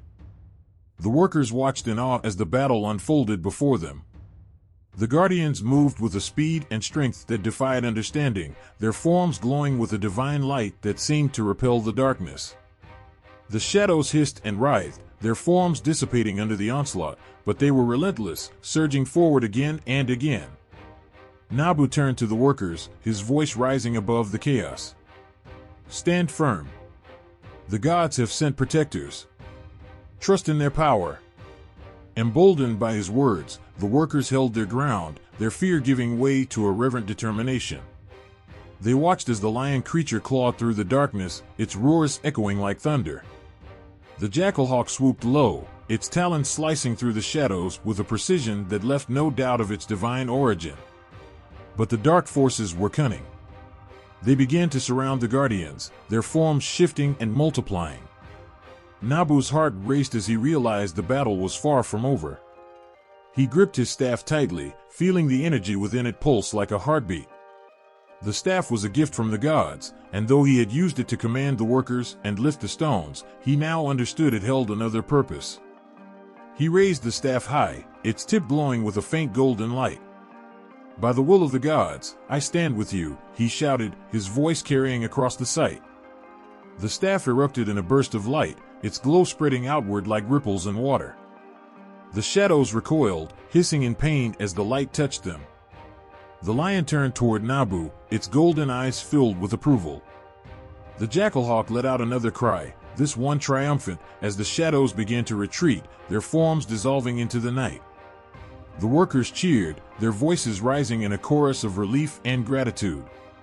The guardians stood at the center of the sight, their forms still glowing but now calm, their fierce energy replaced with a serene watchfulness. The lion padded over to Nabu, its massive head lowering to meet his gaze. For a moment, they stood in silence, man and guardian, their connection unspoken but profound. The jackalhawk circled above before landing gracefully beside its companion. Together, the guardians turned toward the pyramid, their eyes scanning the structure as if ensuring its safety. Then, with a final glance at Nabu, they retreated into the shadows, their forms fading until only the faint glow of their eyes remained, like distant stars in the night. Nabu lowered the staff, his hands trembling. He turned to the workers, their faces illuminated by the soft glow of the torches. "The gods are with us," he said, his voice steady despite the emotions swirling within him. "And their guardians will protect this sacred work." The workers nodded, their fear replaced with a newfound determination. They returned to their tasks, their movements purposeful and resolute. And though the night still held its mysteries, they knew they were not alone. The hidden guardians would watch over them, their presence a reminder that this was more than just a construction site. It was a place where the mortal and the divine intertwined, bound by a shared purpose that would echo through eternity. The night was impossibly still, the stars burning like silver fire across the heavens. Khufu stood alone in his chamber, his heart weighed by the enormity of his task. The pyramid would be his legacy, a monument to eternity itself. Yet the perfect form, the flawless balance it required, eluded even the greatest minds among his architects. The stones lay waiting, the workers toiled tirelessly, but something was missing, a design that could transcend the mortal realm. As he stared out at the dark horizon, a faint light began to grow in the room. It wasn't from the torches lining the walls, nor the moonlight spilling through the open window. It was otherworldly, soft yet powerful, like the first glow of dawn breaking through the night. Khufu turned slowly, his breath caught in his throat. Before him stood Thoth, the god of wisdom, his ibis head held high and his presence commanding yet calm. In one hand, Thoth held a scribe's reed, and in the other, a gleaming scroll that seemed to pulse with life. Symbols danced across its surface, shifting and shimmering like the light on water. Khufu dropped to his knees, not in fear, but in reverence. "Rise," Thoth said, his voice like the rustle of ancient papyrus and the echo of distant stars. "Your devotion is known, Pharaoh, but it is wisdom you seek, not submission." Khufu stood, his heart pounding. "Great Thoth, I am humbled by your presence. The pyramid must be perfect, but perfection evades us. I fear the balance we need is beyond mortal understanding." Thoth's eyes glowed faintly, a knowing light that held the secrets of the cosmos. "Balance is not elusive," he said. "It is written into the very fabric of existence. The gods do not create at random, we shape with purpose, guided by laws that govern both the stars above and the sands below." He unrolled the scroll, and as he did, the room seemed to shift. The walls dissolved into a vast, star-strewn expanse, and Khufu found himself standing on the edge of infinity. The symbols on the scroll came alive, swirling and converging into a single, radiant spiral that pulsed with golden light. "This," Thoth said, pointing to the spiral, "is the divine ratio. It is the essence of harmony, the secret to perfect symmetry. Every curve, every angle, every proportion in the natural world follows this law. From the petals of a lotus to the arc of the sun's path, this ratio binds creation together." Khufu stared at the spiral, mesmerized. It was both simple and profound, a design so perfect it seemed to hum with its own energy. He could feel its power, not just in his mind, but in his very soul. This is the key," he whispered. Thoth nodded. "The pyramid must be built in accordance with this ratio. Its base, its height, even the angle of its sides must align with these divine proportions. Only then will it become a bridge between worlds, a vessel for the eternal." The god raised his reed, and with a single stroke, he drew the spiral into the air. It expanded, its golden lines forming a framework around Khufu. He could see it now, the pyramid, rising from the desert, its sides glowing with the same light as the spiral. The structure was not just a tomb, it was a harmony of heaven and earth, a resonance that would echo through time. "But how?" Khufu asked, his voice trembling with awe. "How do we bring this vision to life?" Thoth gestured, and the scene around them changed. They were now standing in the heart of the construction site, the workers frozen in mid-motion. Massive stones lay scattered, the scaffolding rising like skeletal fingers against the night sky. Thoth extended his hand, and the symbols from the scroll flowed outward, etching themselves into the air and the earth. "The measurements must follow the formula I grant you," Thoth said. "Your scribes will learn it, and they will inscribe it into the plans. Each stone placed, each angle cut, must honor this ratio. It will guide your builders as the stars guide the seasons." Khufu watched as the symbols embedded themselves into the tools of the workers, the chisels, the ropes, the levers. The golden light from the spiral infused the very stones, making them glow faintly before returning to their natural state. The sight seemed to come alive, the workers now moving in a synchronized rhythm, their efforts guided by an unseen force.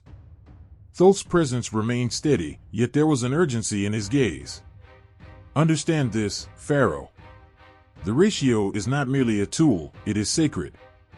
To misuse it, to deviate from its path, would be to disrupt the harmony it brings.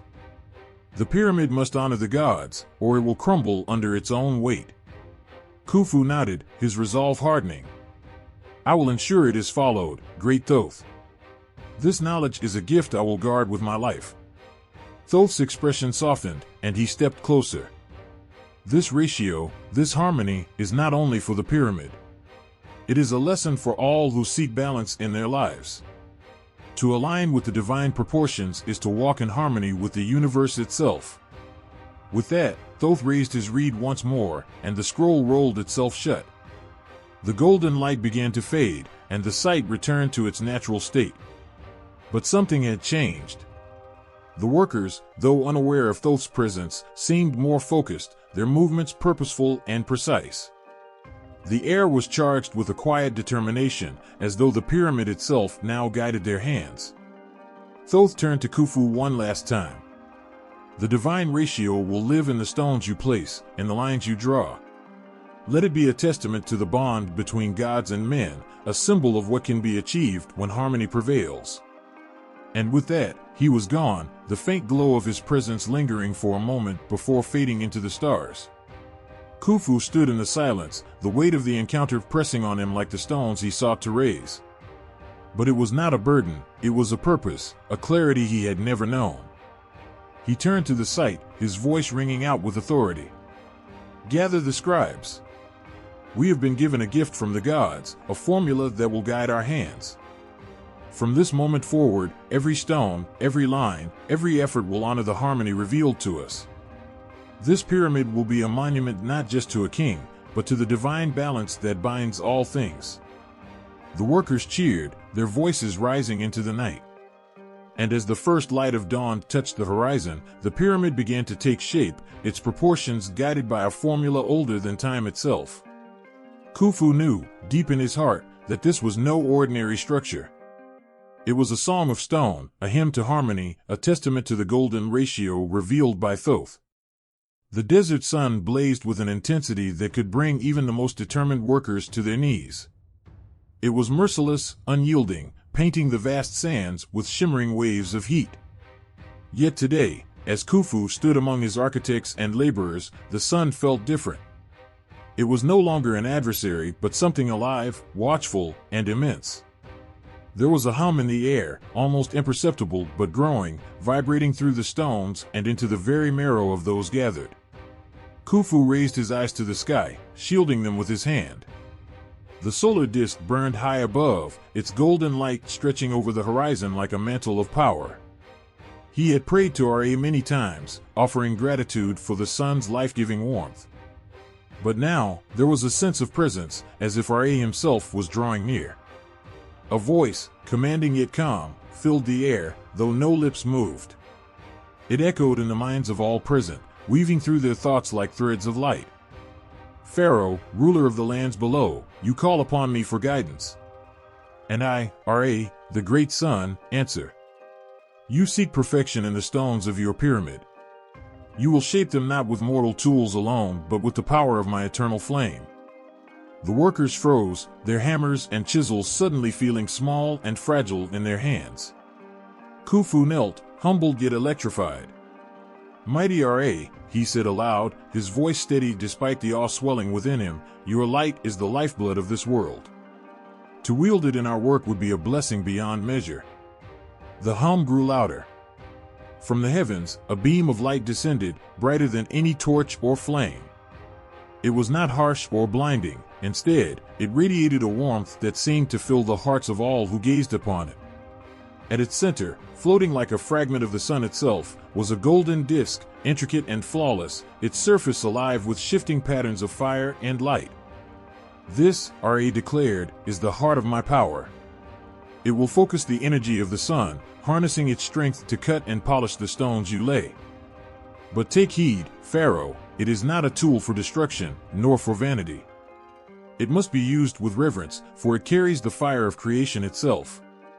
The golden disk descended, coming to rest upon a pedestal of white alabaster that seemed to rise from the ground as though summoned by the sun's command. The architects stepped forward hesitantly, their eyes wide as they examined the artifact. It pulsed softly, a steady rhythm like the beat of a heart. "Let the work begin," Ra's voice resounded, and then the light faded, leaving only the golden disk and the stunned mortals below. Khufu rose to his feet, his gaze fixed on the disk. "Prepare the stones," he commanded. "We will honor Ra by using his gift wisely." The workers moved quickly, hauling a massive slab of granite into place before the pedestal. The stone was rough, its surface coarse and unyielding, a testament to its natural origins.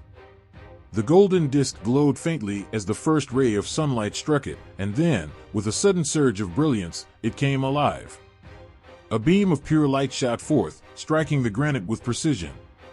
The air filled with a sound unlike anything the workers had ever heard, a harmonious resonance, as though the sun itself were singing. The beam didn't burn or shatter the stone. Instead, it flowed over it, carving effortlessly, smoothing edges, and revealing the gleaming core hidden beneath the rough exterior. Gasps of astonishment rippled through the crowd. The stone, once jagged and resistant, now shone like polished marble, its surface so smooth it reflected the workers' faces. The architects touched it, their hands trembling. The cut was flawless, every edge sharp yet soft to the eye, every surface a perfect plane. Khufu stepped forward, his chest tight with emotion. He placed his palm on the polished stone, feeling its warmth, as if the sun's essence had been captured within it. "This," he said, his voice thick with reverence, "is the work of the gods." The disk continued its work, cutting and shaping the granite blocks with a precision no mortal tool could achieve. Workers moved in synchronized rhythm, their awe replaced by determination as they hauled each completed block to its place. The pyramid began to rise, its sides gleaming in the sunlight, a testament to Ra's gift and the labor of countless hands. But the power of the solar disk was not without challenges. As the days wore on, the workers noticed something peculiar. The disk seemed to respond not just to the light of the sun, but to the intentions of those who wielded it. When used with focus and reverence, its beam was steady and true. But when doubt or impatience crept into their minds, the light wavered, its song faltering. One day, a foreman, frustrated by the slow pace of progress, ordered the disk to be aimed carelessly at a block of limestone. The beam struck unevenly, the stone cracking under its power. The sound of the break echoed like thunder, and the disk dimmed, its glow fading as if in mourning. Khufu rushed to the site, his expression stern. "This is not a weapon," he said, his voice ringing out over the gathered workers. "It is a gift, a symbol of Ra's trust in us. To misuse it is to dishonor the gods themselves." The workers bowed their heads, chastened. Khufu placed his hand on the disk, whispering a prayer to Ra slowly. Its light returned, the harmonious hum filling the air once more. From that day forward, the workers treated the disk with even greater care, their every movement guided by respect and precision. They learned to listen to its song, to work in harmony with its energy. The pyramid grew taller, its stones fitting together so seamlessly that not even a blade of grass could slide between them. As the final stones were placed, Khufu stood at the base of the pyramid, the golden disk resting in his hands. He lifted it high, letting the sunlight pass through it one last time. The beam struck the apex of the pyramid, illuminating it in a blaze of golden light. The workers fell silent, their eyes wide with wonder. Ra's voice echoed once more, soft yet powerful. "You have honored my gift, Pharaoh. This pyramid will stand as a testament to the bond between gods and mortals, a beacon of light for all who seek the divine." And then the light faded, the golden disk disappearing into the heavens. But its presence lingered in the pyramid itself, its perfect stones reflecting the sunlight with a brilliance that seemed almost alive. The workers knew they had been part of something greater than themselves, their labor guided by the hand of Ra. Khufu gazed at the completed pyramid, his heart swelling with pride and gratitude. The solar disk had transformed their efforts, shaping not just the stones, but the spirit of everyone who had touched them. It was not merely a monument, it was a hymn to the sun, a masterpiece born of divine light and human devotion. The night was alive with the sound of drums. They echoed through the desert, carrying a rhythm that seemed to rise from the earth itself.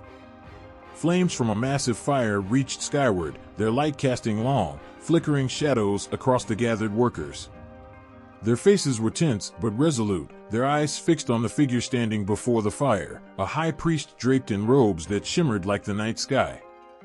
He held a staff topped with a crescent moon, its glow faint but steady, a beacon of otherworldly power. The workers stood in a circle, barefoot, the cold sand beneath them a stark contrast to the heat of the flames. They had labored under the sun for days, their muscles aching, their hands calloused. Yet this moment was different. It was not about stone or tools or sweat. It was about something deeper, something they could feel in their bones, but could not yet name. The priest raised his staff, and the drumming stopped. The silence that followed was heavy, as though the very air held its breath. His voice rang out, deep and resonant, like the wind through a canyon. "You have been chosen," he said, his words deliberate and weighted. "Chosen to build not just a monument, but a gateway to the divine. But to carry this burden, you must first prove yourselves worthy." The workers exchanged nervous glances. They had heard whispers of this night, of the initiation rites that would transform them. Some had dismissed the stories as myths, tales meant to inspire loyalty. But now, standing beneath the vast expanse of stars, those tales felt very real. The priest gestured, and a line of elders emerged from the shadows, each carrying a small bowl filled with a thick, dark liquid. The scent was unfamiliar, a mixture of earth and something sharp, almost metallic. The elders moved silently, their faces unreadable, as they approached the workers. One by one, the workers were marked.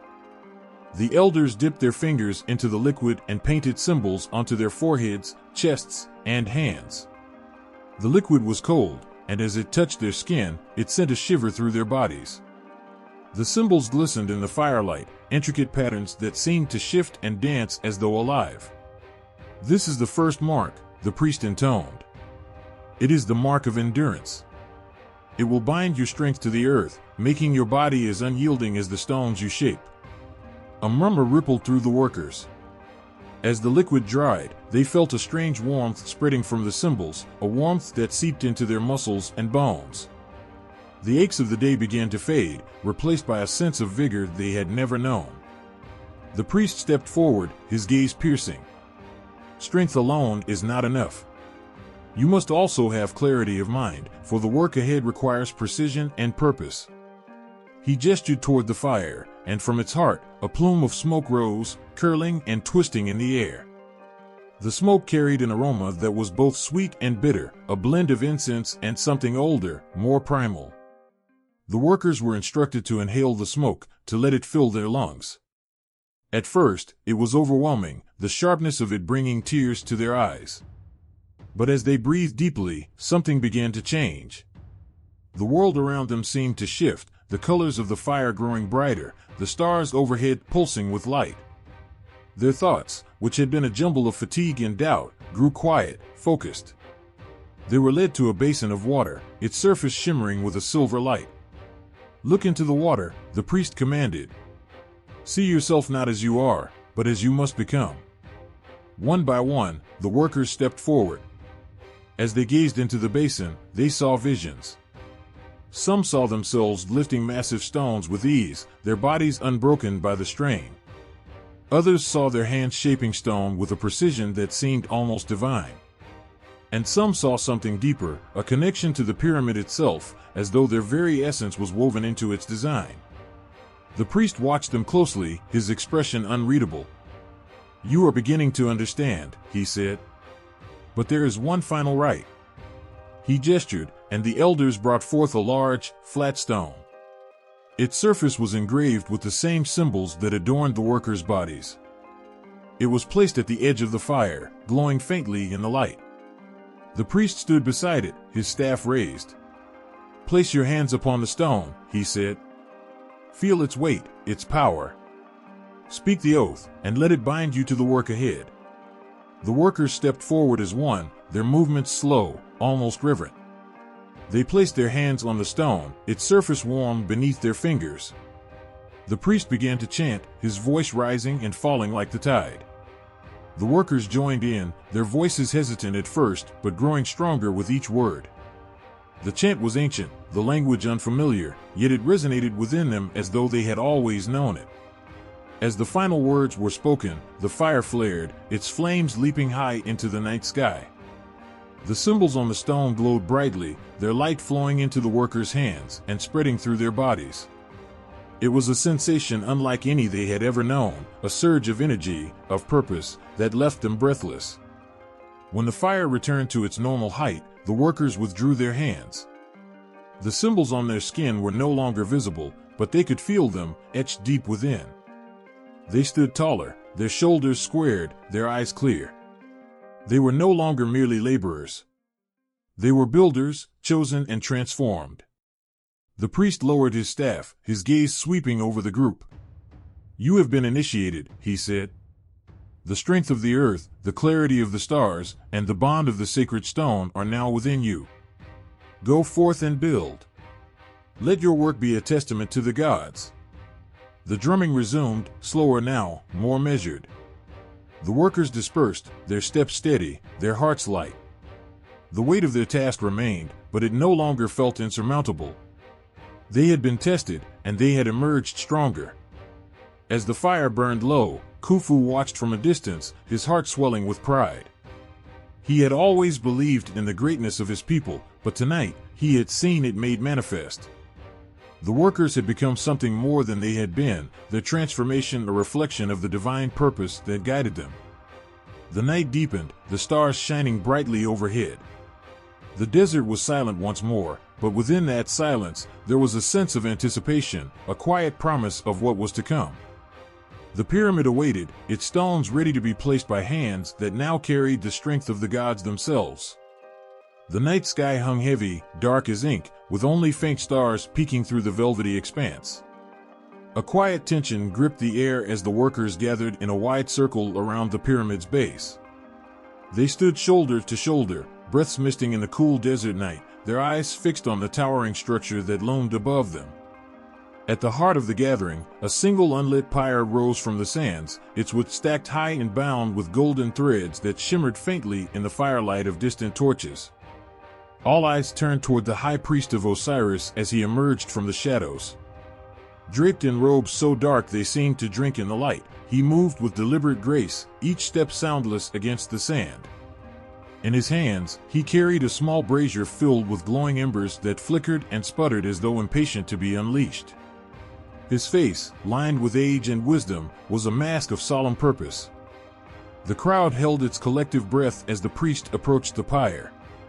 His voice rang out, low and sonorous, cutting through the silence like a blade. "This is no ordinary flame," he intoned, lifting the brazier high above his head. "What we kindle tonight is not merely fire, but the essence of life itself. Blessed by Osiris, it carries the power to awaken and sustain, to illuminate and endure. Let its light become the heart of the pyramid, a beacon that will burn for eternity." The words hung in the air, electric, sending a ripple of anticipation through the crowd. Some shifted nervously, others clasped their hands together in silent prayer. Among them stood Khufu, his gaze steady and unwavering.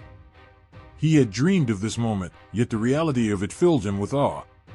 This fire, this sacred blessing, would transform his vision into something immortal. The priest knelt before the pyre, setting the brazier at its base. He reached into the folds of his robe and withdrew a small vial of liquid so radiant it seemed to glow from within, casting soft ripples of golden light across his withered hands. As he uncorked it, a faint, sweet fragrance filled the air, a scent of blooming lotus and rich earth, life distilled into its purest form. The crowd leaned in, unable to look away, as the priest poured a single drop of the liquid onto the embers. The reaction was immediate and otherworldly. The embers roared to life, flaring into a brilliant, golden flame that twisted and danced as if alive. The fire surged upward, licking at the stacked wood, which caught instantly. The pyre burned with a light so bright it illuminated the faces of the onlookers, casting them in sharp relief against the night. Yet the fire gave off no heat, only a soothing warmth that seemed to seep into their very souls. The priest rose, his voice now louder, more commanding. "This is the eternal flame of Osiris. It is life, it is renewal, it is the bond between the mortal and the divine. With this flame, the pyramid shall breathe, and through it, the gods shall watch over us forever." The crowd erupted into chants, their voices rising and falling in a rhythmic cadence that matched the pulsing of the flame. The energy was palpable, a tidal wave of devotion and wonder that swept through every soul present. Some wept openly, overcome by the sheer majesty of the moment, while others stood rooted in place, their faces alight with reverence.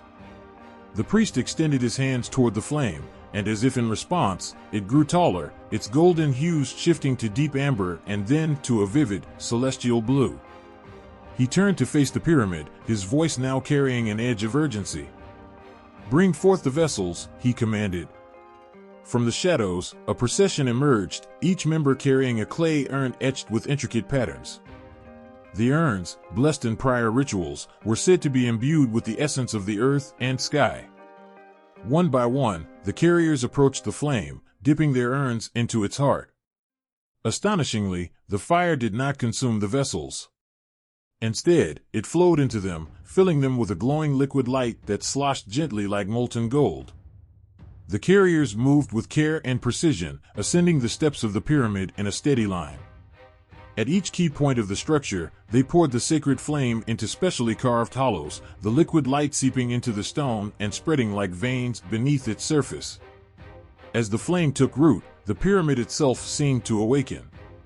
Faint, golden lines began to trace across its vast expanse, forming patterns and symbols too intricate to comprehend. The stone shimmered as though alive, radiating a gentle hum that resonated in the chests of all who stood near. The priest stepped back, his staff raised high. "It is done," he cried. "The flame has been planted. The pyramid now lives, a guardian of life and a vessel of the gods' eternal presence." A roar of approval rose from the workers, their voices carrying across the desert. Yet even in their celebration, there was a sense of awe, a recognition of the sacredness of what they had witnessed. This was no mere construction. This was creation, divine and untouchable. As the crowd began to disperse, returning to their camps and duties, the fire at the pyramid's base continued to burn, its light a constant reminder of the life it had bestowed. Khufu lingered, his eyes fixed on the glowing structure. He felt a hand on his shoulder and turned to see the priest standing beside him. "You have given your people a gift," the priest said quietly, his voice tinged with respect. "But remember, the flame is more than light. It is a reminder of the gods' power and their watchful eyes. Honor it, and it will protect all that you hold dear." Khufu nodded, his expression solemn. He understood the weight of the priest's words. This fire was not just a blessing but a responsibility, one that would endure long after he was gone. As the priest withdrew, Khufu remained, standing alone beneath the now starlit sky. The pyramid rose before him, its golden lines pulsing faintly in the darkness. The eternal flame glowed steadily at its base, a testament to the gods' favor and the resilience of those who had built this wonder. The desert wind whispered around him, carrying with it the echoes of chants and prayers, a reminder of the unity and strength that had made this night possible. The air was still, far too still for the desert. Workers glanced nervously at the horizon as the sun burned hot above them, its light sharp and unwavering. Not a single breeze stirred the grains of sand beneath their feet, and even the chatter of the birds seemed to have vanished. It was as though the world itself had paused, holding its breath. Then came the sound, a low, rumbling growl that seemed to rise from the depths of the earth. Heads turned sharply, eyes wide with unease. A foreman called out to his team, his voice steady but laced with urgency. "Secure the tools. Tie everything down." But the warning came too late. A shadow rippled across the desert, a towering wall of sand and fury racing toward them.